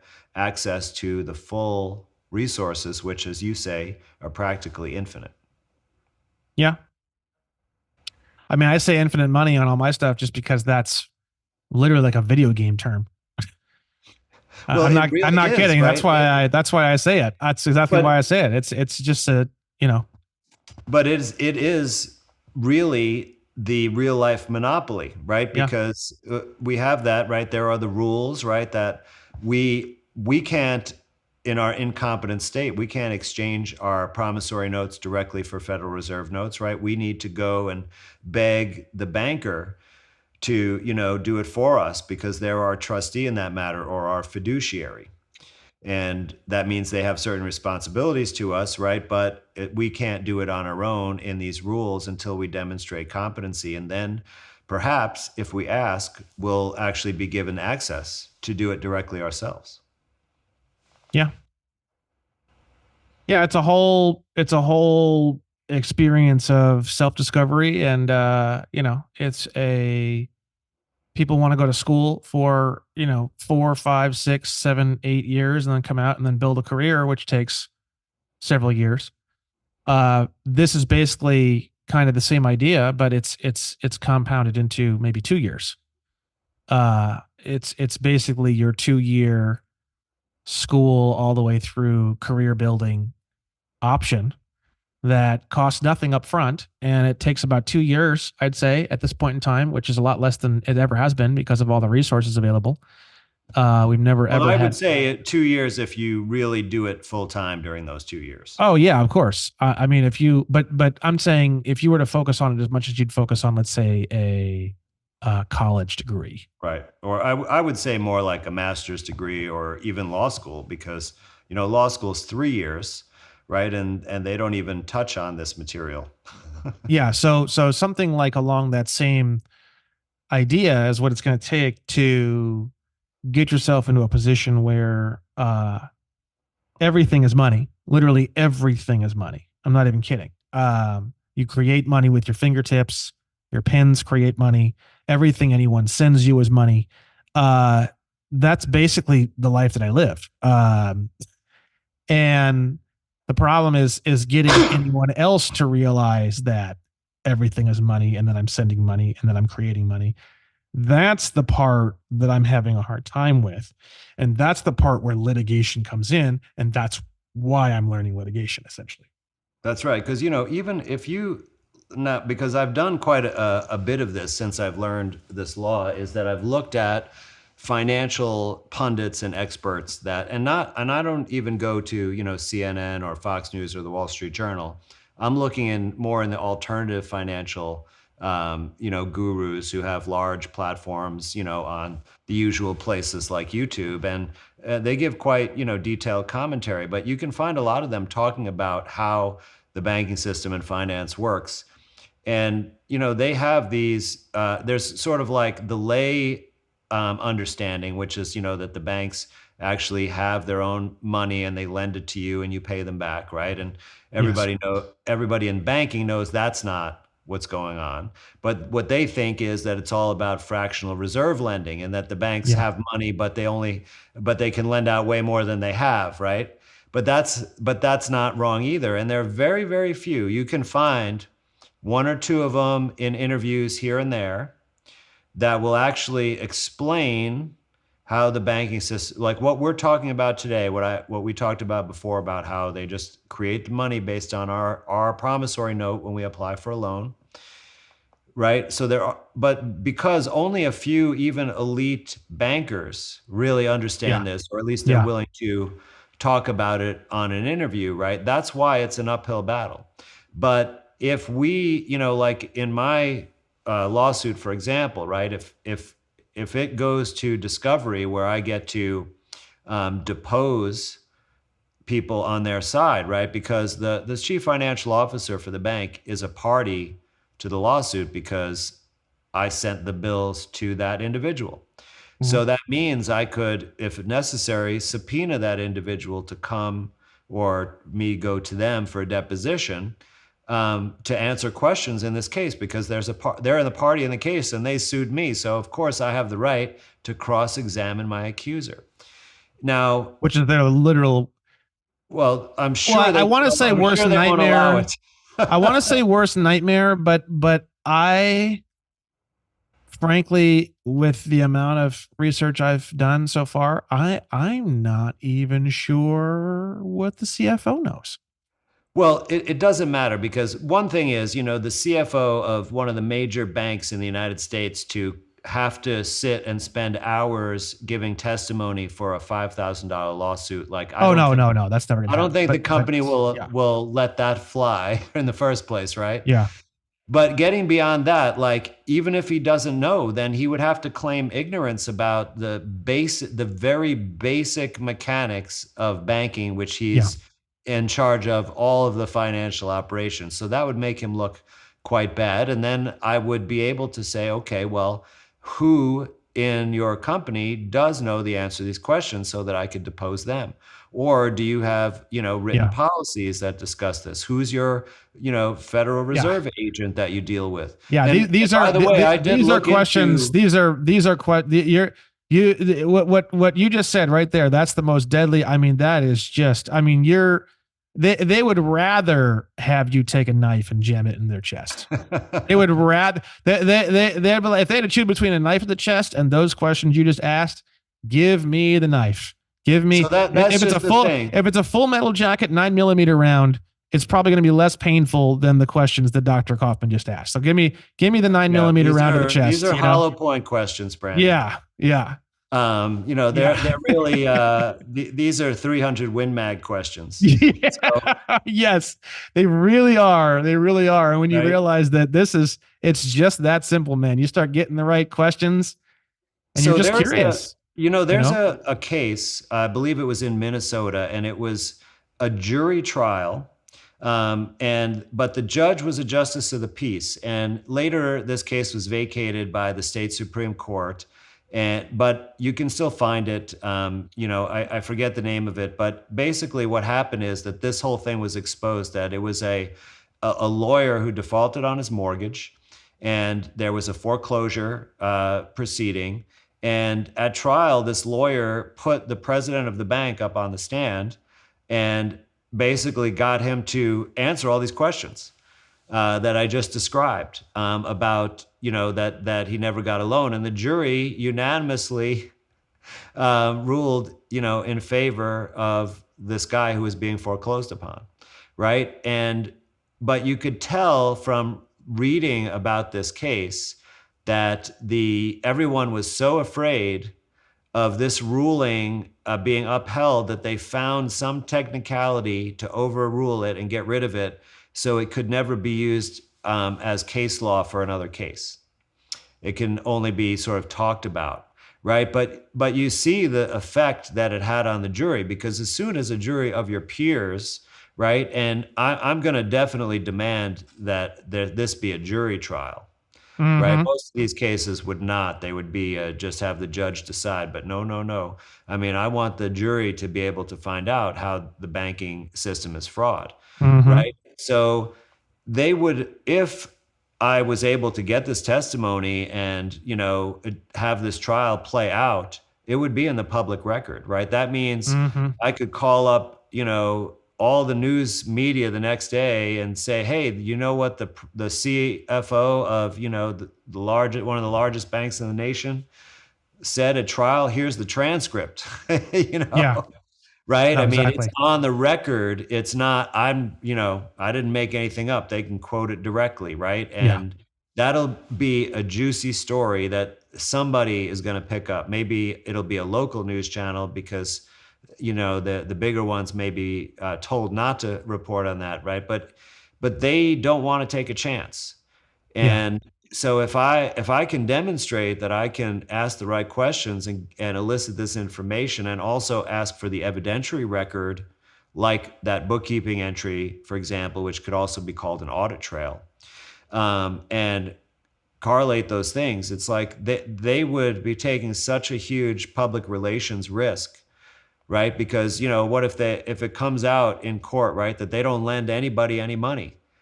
Yeah. What do you think all the other cardholders are going to do? I'm not paying them anymore. Yeah. you Exactly. know, not the normal way Yeah. anymore. Yeah. Yeah. So they would, I think most likely want to settle with me.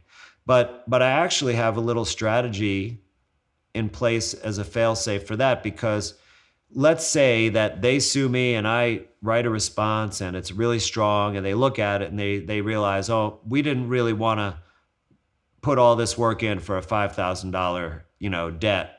So we'll just dismiss the case. We'll drop it. We'll let him off the hook.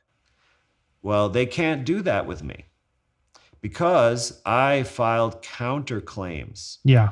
So, right, a counterclaim means, not only are you suing me and it's not really the merits aren't there, but actually you're in the wrong and I'm going to countersue you. Yeah. Right. So now they can't dismiss it because they have to answer to those counterclaims. Right. So the only way they could get out of it is by negotiating and offering me something to dismiss the counterclaims. Exactly. So That's one that's thing I've been an talking important about way for to my trap them. people. Yeah. It's so important. You always want to go on the offensive as quickly as possible. That's what I've been talking about to all my people in the past week or two. If you're ever sued, you want to get a counterclaim in immediately. Everyone in this space of legal and law and negotiable instruments and all this stuff that we're talking about, my whole platform, everybody on it, everybody in every single group is so worried about defense. Defense, defense, defense. I'm being sued. I'm being sued. I got pulled over.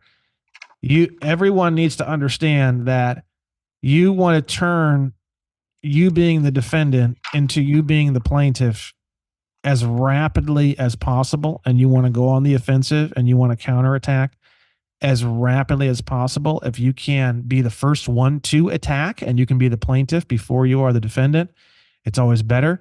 You always want to, and the thing is, when you realize how much fraud is here and every single one of these things, all this stuff is so rife with fraud, you can turn around and come at them with 10 times, a million times as much ammunition and power, and you should instantly.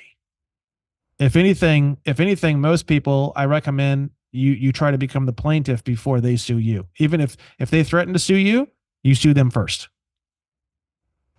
If not, then you do a counterclaim immediately. You go straight on the offensive. You're going straight at their Right. throat. So The moment you get the complaint, you're going straight at their throat. so this is where the law librarians really helped me out, because I thought that I would have to file a motion separately for counterclaims, but they told me, according to the procedures, I can actually include them in my response to the lawsuit. So Precisely. this is very convenient, and it's the first document I filed, right? So it is from the get-go, Precisely. Perfect. like you talked about, and then that puts them in the hot seat. Yep. So I thought it might be helpful to list off the counterclaims that I made, because I think these are relevant even if you're filing the suit, right? Because they mess things up in a number of ways. Now, the first one was frivolous litigation, because now that you can only file as a defendant, right? But basically, I said that their claim is based on evidence that's not factual, because they say there is no payment when there is a payment, right? So frivolous litigation, and what that allows you to do is ask for damages, damages for your fees. In other words, if you paid a lawyer, or for your own time, that you can get in that case as a defendant. And they, by the way, they asked for court costs in their initial complaint. So they want to sue me, and they want me to pay for the expense of suing me. So I'm saying you sued me frivolously, based on things that are not factual. Yeah. And so you actually have to pay my court costs. Now, the other three that I filed could be causes of action in your complaint as a plaintiff. And so obviously we've been talking a lot about breach of contract.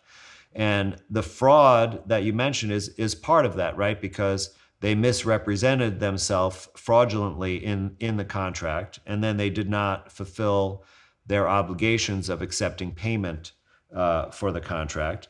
Then there's a breach of fiduciary duty, because when you negotiate or endorse a negotiable instrument, and then you deliver it to the responsible party, they have a fiduciary duty to you based on that instrument, if you have a certain status on the instrument, which is known as the holder, or the holder in due course. So now this is where you have to learn some more about negotiable instruments. But essentially, they sent it to you for you to do something with, and that makes you the holder, or like kind of like the owner of that instrument. And then when you send it to them and say, here, do this with the instrument, and you've done it according to the law, they have a duty to you to carry that out, a fiduciary duty. And if they don't do that, they violate it. So, and the beauty of what Dr. Koppman just said too, by the way, is that's the actual legal definition of the word payment. The actual legal definition of the word payment is performance. Payment and performance mean the same thing. So when they send you this paper, you're supposed to do something with the paper. You do something with the paper and you send it back. That action of doing something with the paper and sending it back legally is defined as a payment, and it's actually legally defined as a payment for US dollars. And that's the part that literally, I've talked to massive private banking professionals, and there's even a guy here who lives in my building who is at Chase Bank over here. And he even told me, he's like, yeah, I've been hearing about some of this stuff. I didn't know you did this. Like, I'm actually very curious in some of this stuff, because it's just like, we never taught any of this stuff in the banking. And I said, oh, come over, man. I'll teach you everything. I sent him some videos and stuff. So yeah, it's it all. So what banking is, just to clear this up, because I think this is also really important to talk about, just really, really quick. Banking is a massive, humongous cloud of completely unnecessary complexity that was developed on purpose so that no one would understand it. Okay. But in real, honest to God truth, it's just a few pieces of information. Like, that's it. It's literally just, they give you paper, you sign the paper in a certain way, you give it back, and that's it. You're done. Literally, like, if you want to go to the ultimate simplicity as to how it really works, that's how it really works. And you think, oh, it's all so complicated. Oh, it's also this. When you start to realize this whole thing, you start to go down this rabbit hole, you see all this information like this, right? And then you start to dig and dig and dig, and you're like, oh, this is junk, you throw this out. All this is junk, you throw this out. This is junk. And you wind up with just a bunch of dumpsters. And all that's left is just like a few pieces of information. That's it. And that's the beauty of it, because it's designed that way on purpose so that no one can understand it. That's the only defense they have. Yes, and they of course, create lots of terms that are redundant, and the way that they write the language in the law is often, they'll have, several clauses, and then connecting a subject and a predicate, with 4 commas in between, right? So it's tricky. You have to kind of learn the technique, and you have to sit there always with the law dictionary, because even simple words like, here, I'll give you one, you probably know this already, but the word at in a law dictionary Yeah. means near. So, like, for example, attorney at law means an attorney near the law, Yeah. as opposed to like an attorney in fact, right? Which means that they are the fact attorney, right? So this is, really important. You would easily miss something like that. And that's how we know that payment actually means performance. It doesn't mean handing Federal Reserve notes to someone, and it doesn't mean handing gold to someone, Yeah. right? It means performing. Yeah. So performance. So people think they have to go out and work to get Federal Reserve notes and then pay with Federal Reserve notes to discharge quote debt. But what we're learning, and the secondary option, and the, in my opinion, preferable option, is to simply perform. When you perform, you don't need Federal Reserve notes, and your debts are paid. The problem is Right. that no one knows that. Even the bank doesn't know that. Well, someone And at the that's bank the knows issue. it. Someone at the bank knows it. But this is where this movement is currently located. This movement is currently located at, we know how this all works. We've got it all down. We deliver what we need to do. We perform. But they say we haven't performed. They say it's not a payment. They say it's not US dollars. And you get on the phone with them and they think you're fucking crazy. So what other options do we have? We have litigation. I mean, look, and I always tell everybody the same thing. If you have a better idea, I'm all ears, because I don't know of anything better than I don't know of any other option we have except litigation. Litigation is, you are forced to sit down and have a conversation with me about how this really works. And if I prove that it really does work this way, which is very easy, by the way, then you're going to now accept my performance that you didn't accept before, and you're going to pay me for wasting my time. That's what litigation is. And that's, by the way, all these things, right? You can simply, in your interrogatory, ask the other side, Yes. what is your definition of payment? Bro, I'll tell you, I'll tell you guys, I'll tell the audience. Let's say there was a lawsuit for $50 million. And I had to choose between the $50 million or just getting my questions answered. Fuck the 50 million, bro. You can keep it. I don't even want it. Don't even show it to me. That's like asking for a wish to have more wishes, right? Bro, I want the questions answered. I'll pay. You know what? Hookers and blow. Go. Take the 50 million. Do whatever you want. Send me photos of how much fun you have with the 50 million. I want answers to these questions, because answers to these questions are make the 50 million look like a ham sandwich from Costco. Literally. That's how I think of this information, because dude, if I find out how the Federal Reserve window works, who's the person who does the swab, do they know how this works? I want to see the forms that are submitted. I want to see the endorsements that are submitted. Why are they submitted that way? Blah, blah, blah. You can literally print your own money forever. When you realize how this really works and you get down to the actual facts and you start to ask these kind of questions, it's infinite money for real. And it's infinite money from like 3 different sources. You can swap shit. You can do credit card swap. You got infinite money literally all around you. You can go on private jets. You can buy 10 private jets, 10 mansions. I could buy 15. I could buy the whole Hollywood Hills, all of it. So 50 million, I don't want 50 million. That's disgusting. Don't even show that to me. I want the information, because if you get the information, I'll drop the whole lawsuit, bro. You just give me the information, I'll drop everything. I'll cut you loose. I just want that info. I want it so freaking bad. So that's kind of why, like, I love this idea. I love litigation, because I'm literally going to tell these people, like, you give me all this information and you hook me up and you show me how this works and you help me enter into this zone, I'll drop this lawsuit. You won't pay me a penny. And that's also very powerful. Do you see? You're right. And that's why we have to, be able to exchange this kind of information about these suits, right? I'm really hopeful that I don't have to have a non-disclosure, right? I want to get as much out on the table. Well, I've done a lot of research. They always make that part of the deal. Right. But I can, talk about everything up to that point, as long as I don't give away identifying information and, still be covered, because, we want to know what's going to be effective. Right. Yeah. And that if I know that, we settled it, that means that I came out on top, because yeah. Otherwise it's going to trial. Well, the settlement, the way settlement works just so you know, from all the research I've done, there's a couple things to say about this that I've never said, because this is all like I'm learning all this, right? First and foremost, a settlement is not really them admitting guilt to anything. No, absolutely not. So it's kind of a weird, complex thing where you're not saying like, I won, you kind of won, but you kind of didn't. Sort of. It's kind of a weird thing. You wouldn't say that they Well, admitted Brandon, guilt. I would say that it is a win, but No, it is what's happening obviously, is it's yeah. like that the other side is saving face, right? Because Yes. they, Yes. even if they might even be able to be victorious in the end, but it would cost them too much. Yes, that's Right. true. Yeah. You've too Yeah. difficult of an adversary, or the PR angle is too difficult, right? Yeah. Yeah. So it doesn't, but it doesn't tell you what the law rules, right? Yeah. Because they're conceding. So all you can do is up to that point, right? You know, okay, were there any motions that were ruled upon?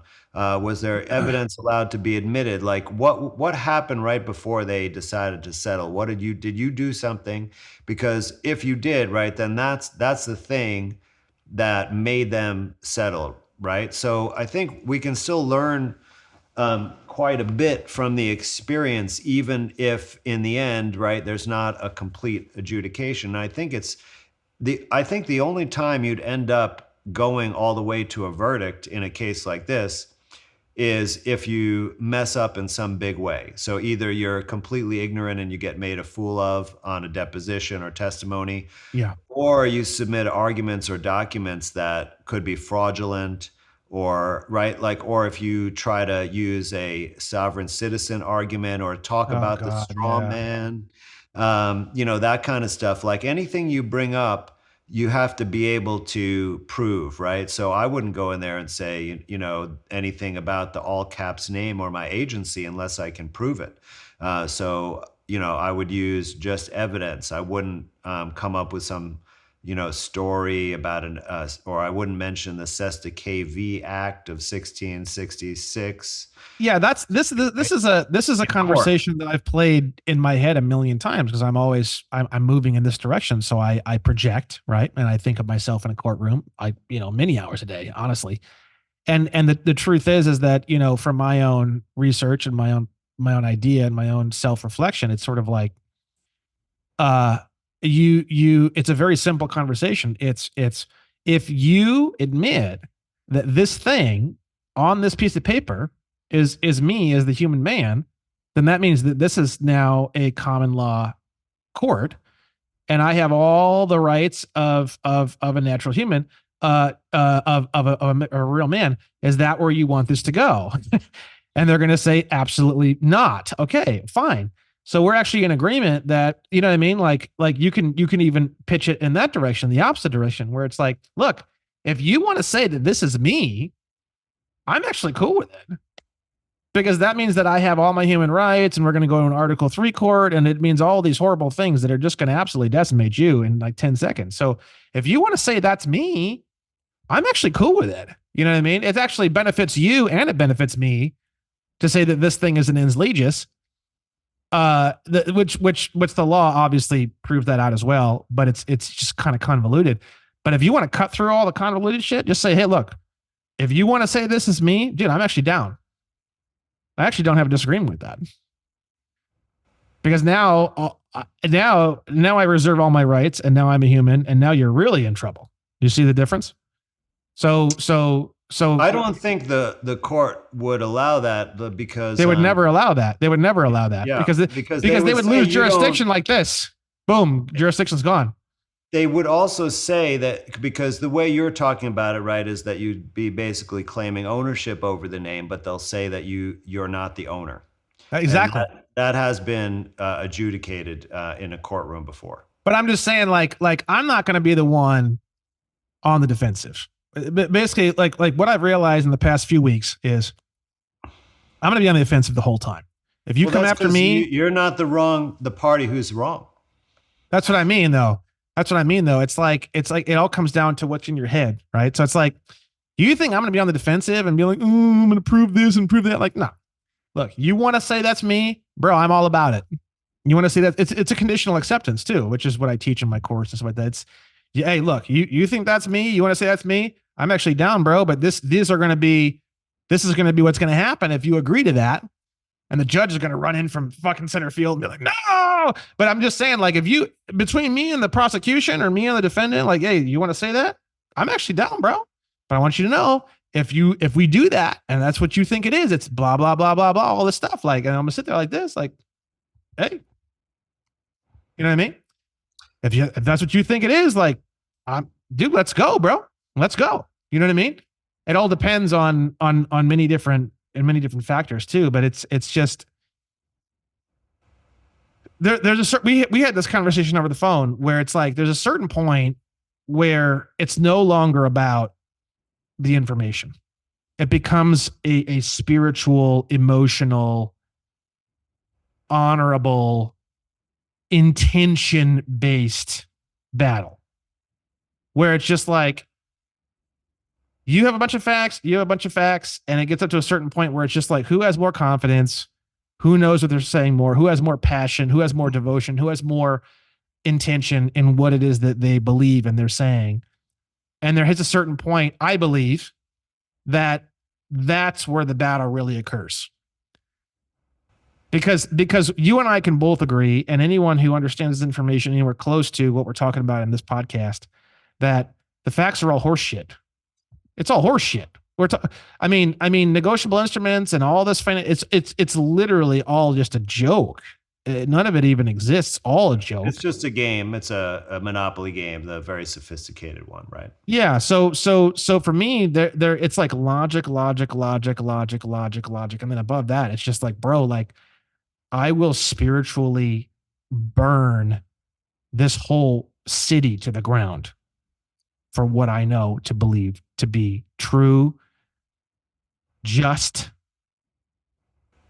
correct. And if you think you're going to stop me and you think you're going to sway me and you think I'm not going to get this done, you're delusional. Never going to happen. You know, having this belief in yourself and confidence is vital because, you know, there are going to be a lot of attempts, right, to get you to doubt yourself, to second guess, or to induce fear as well. God. So common, right? Yes. Because, you're going to, owe debt. We're going to garnish your wages, lien your bank account, put you in debtor's prison, all these kind of things. So you have to be confident in the, in your opinion of the information such that you are emotionally grounded. Yes. Right. And have this composure because, and you are in the right. I have to actively remind myself of this thing because when I do, check the mailbox, right, and I see there's another, letter threatening foreclosure or, some other thing like that, right? It's like, well, gosh, you could. But then I go back and sit in my house and I realize everything is just fine.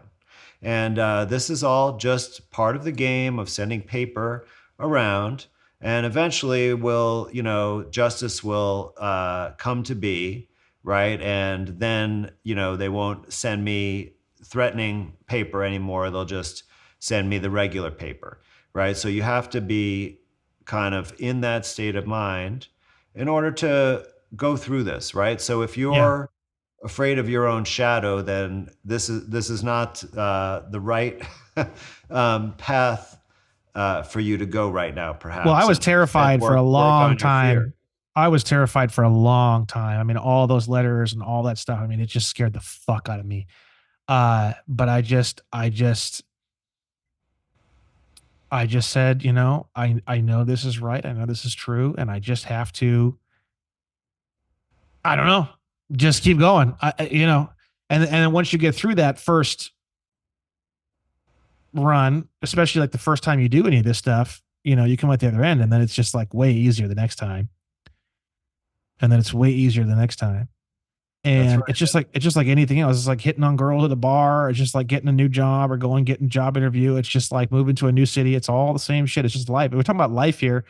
We're not talking about some crazy esoteric, totally. Everyone listening to this has experienced what we're talking about. It's just that it's in a new zone. It's a new area, but it's relative to everything you've ever experienced in your entire life. It's the same shit. It really is.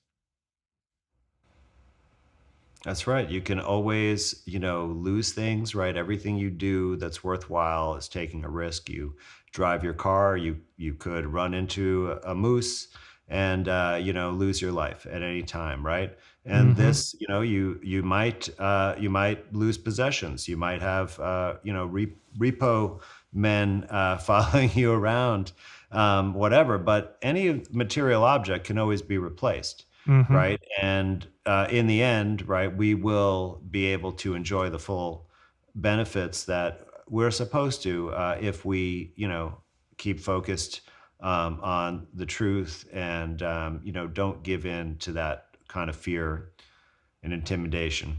So, Brandon, I feel like Exactly. we've been going for a couple hours and we've covered quite a lot of ground, right? Yeah, And this is going to be cool for my audience because we're talking about a lot of things in this show that I haven't really talked about yet because I'm a little careful in what I talk about. I try to get into it, study it for a long time, at least kind of dip my fingers into it, and then I kind of start talking about it. There's a huge delay between when I start researching something and when I start talking about it. Um, and a lot of this is stuff that everyone's asking me all the time that I just refuse to talk about up until pretty much this point. I think a lot of it comes down to how impressive your documentation is. To be honest with you, it's a I can tell you've really put a lot of effort and time and into this, and it's just really it's really impressive. Like to the point where I would go so far as to say, anybody that thinks that I'm some kind of professional in this area, I would say that I would consider you like my equal, honestly, truly, in a lot of ways, because the documentation and how much you've spent on this and how far you've gone down the rabbit hole on this and how much you've if anything else that you teach and anything else that you talk about involving natural health or anything else is anywhere close to as well researched and documented as what I've seen you do with this, it's very impressive, very very impressive. Well, listen, when I'm passionate about something, I, can't, I get obsessed almost, because I just want to learn. I'm thirsty for knowledge and understanding, and it's just something that's driven me in my life, and especially when it could result in some form of achievement of justice. And this is really right in that area, as is healthcare, right? So they've both been things that I've been passionate about. And yes, you're right. I just dive in like you do, read and listen to everything I can find. And then once I got that threshold of confidence, I started actually doing these things. And yeah, I didn't really have success yet fully, right? Some minor successes, but I still persist because I know, right, that this is really the way things work. I Hmm. just don't have quite all the answers because of that complexity that's put in here. I believe purposely to make it really, really difficult Oh God, for yes. you to, fully realize, your capabilities and how you're supposed to engage with this system. So, I'm very honored by your compliments. And but we'll see. What does the other side think of what I've written? What is the judge going to think of it when a judge gets assigned? And that will be the real test. And I will be sharing at least parts of these documents to help other people see, how I write the reasoning related to some of these things. And it's really quite simple. I mean, just make sure everything's included, but I find the law source and I look up what it takes to make that argument, and then I just put in some basic elements, um, you know, to refer to that. And, I'm lucky because my experience in the past involved being an expert witness and Yes. writing documents for the court and reading court documents. And so that gave me, to sit down and write a legal document. I have experience with that already, even if I haven't litigated. So, but it's definitely, I'm at creative writing or writing something that's engaging to readers. I'm terrible at, right? I can write scientific writing, legal writing, like stuff that's cut and dry, That's analytical. hilarious. So in a way, I always feel like my writing is could be a lot better. But this is not fancy writing, right? This is basically write it clear, make a clear argument. Use logic, right? Set up the thing. First A happened, then B happened. A plus B equals C. That's all you have to do in It's a document. little depressing in that way. Yeah, it is very, because I'm the opposite, I guess, of you. I'm almost like a I'd almost go so far as say I'm more like a woman. I want to get into all the feelings. I want you to cry and laugh, See, and at that's the what end you're you going to be fall in great love, at a trial, because you Yeah. get up there, you do that for your opening statement, right? And Yeah. then Yeah. you'll Yeah. engage them, Yeah. and that'll be very very useful. But I can see in general action, this is definitely more of a male demographic area up until trial. And then I would say, yeah, it becomes more of a 50-50, or maybe even like a 60-40 on the female end of the spectrum. But um There it's a are some very women who have taken this quite far. In fact, I studied with a woman to learn the equity process, Rebecca Rodriguez, and we have done a discussion like this as well. So, this isn't a barrier, certainly for anyone, but you do have to draw on your masculine energy, because yeah. a legal matter is adversarial by definition, Yes. right? So Yes. you're now It's literally war. Yes. so you have to be prepared to engage in that, Hmm. and not ingratiate yourself. But there's advantages also to being a woman in this arena as well, because you may be able to weaken a man just through your No, woman very true. So true. power. So Yeah. it's approachable. Anyone of either gender, right? Of either of the two genders, can certainly What about approach Zerzims, this huh? space. When you look at his reaction, no Zerzims allowed.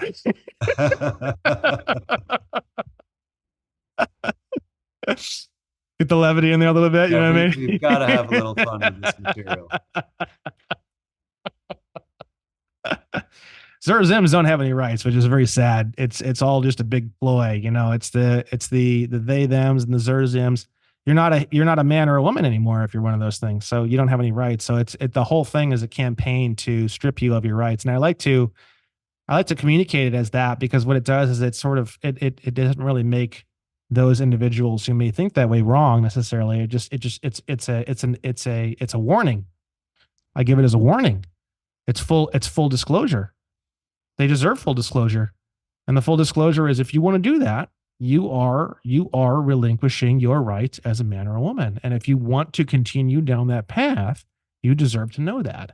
And if you want to do that after fully realizing that of what you were about to do, that's your choice. That's kind of how I pitch it. Because otherwise you end up getting deplatformed or whatever. I don't pitch it specifically to not get deplatformed. That's really how I think of it.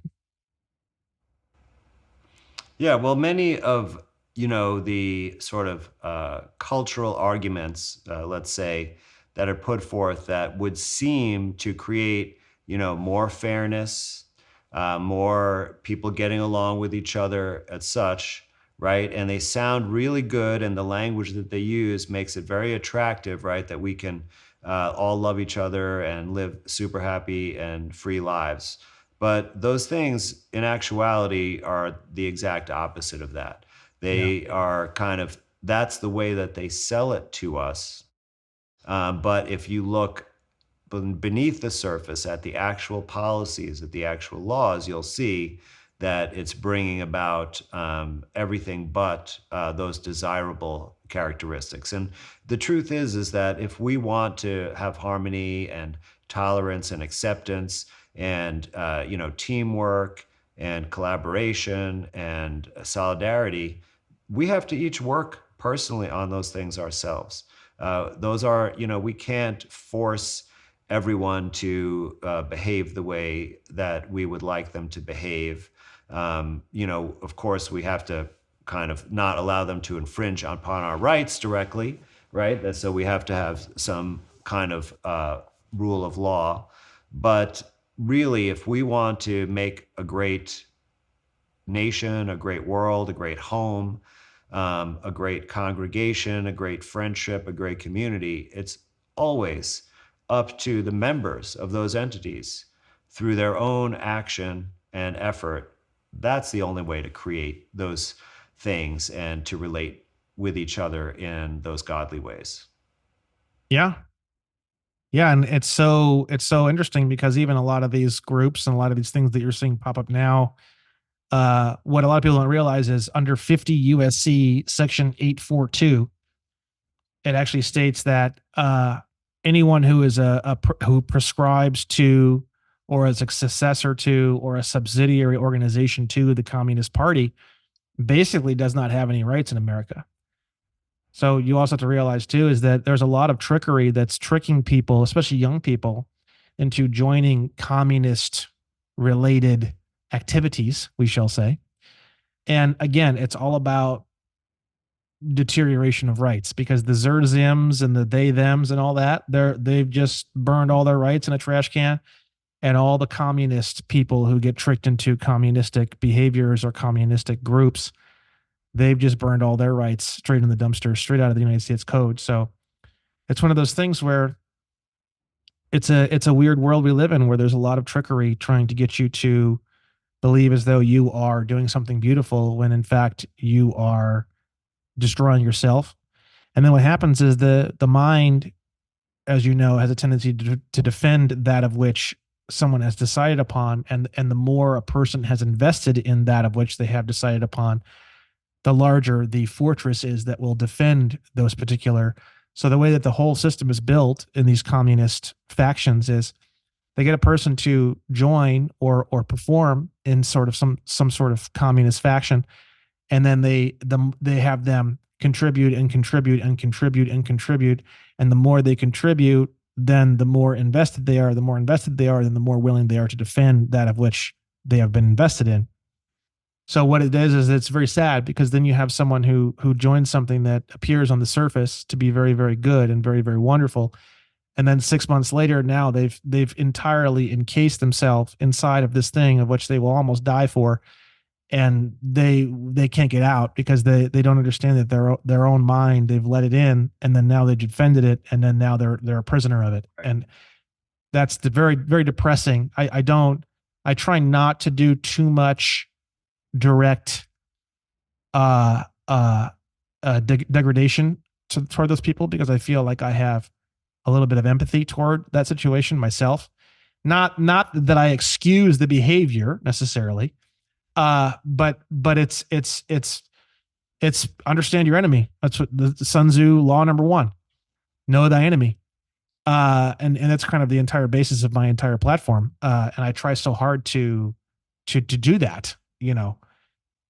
There So were such sophisticated methods of mass, manipulation, right? The whole public relations industry was sort of founded upon that. We have, psychologists talking about this, things like mass formation, right? Which is kind of what you just described, how it can happen on a large scale. And, identity politics is another way to refer to yes, that, right? yes, So, yes, yes. so we're, for us to take on this, like we've had to first overcome all of that and realize, that all is not really what's going on. That's not the real truth. And Brandon, I want to wrap it up, but Yeah, this is sure, totally. We this could has probably been talk all night, great. huh? Where tell people where to find you again, and definitely if you haven't already, sign up for his Contract Killer course. That's the core material. You'll get to know Brandon and be introduced to all these topics, and it's a great springboard for further study and to head towards litigation, right? Which we talked about tonight. So, like I said, it's a Beavis and Butthead / Jerry Springer show. But the clean version is don'tbeaslave.com, or you can go to brandonjoewilliams.com, but it will redirect you Now, to a I'm going to different put your website. main web address in the show notes below, and I appreciate you not using such colorful language here. But so let me say it. It's onestupidfuck.com. All right. There you go. I'm no longer a virgin. Um, Perfect. yeah, it's worth checking out, and the website has extensive resources, including all the statutes that we mentioned tonight. I guarantee are listed there in reference, and the language of many of them is there as well. So it's a great resource that you should not pass up, and everything is 100% free unless you want to buy some pickle paraphernalia. That is so true. That is so true. All right, Thank Brandon, you. I it's appreciate this really so been a much. pleasure. I would love to get a copy of this for my audience. This has been fantastic. It's definitely one of the most advanced discussions I've ever had, if not literally the most advanced discussion I've ever had. So thank you very much. Good. I'm looking forward to the comments. All right, you take care, everyone. We'll see you next time. Thank you.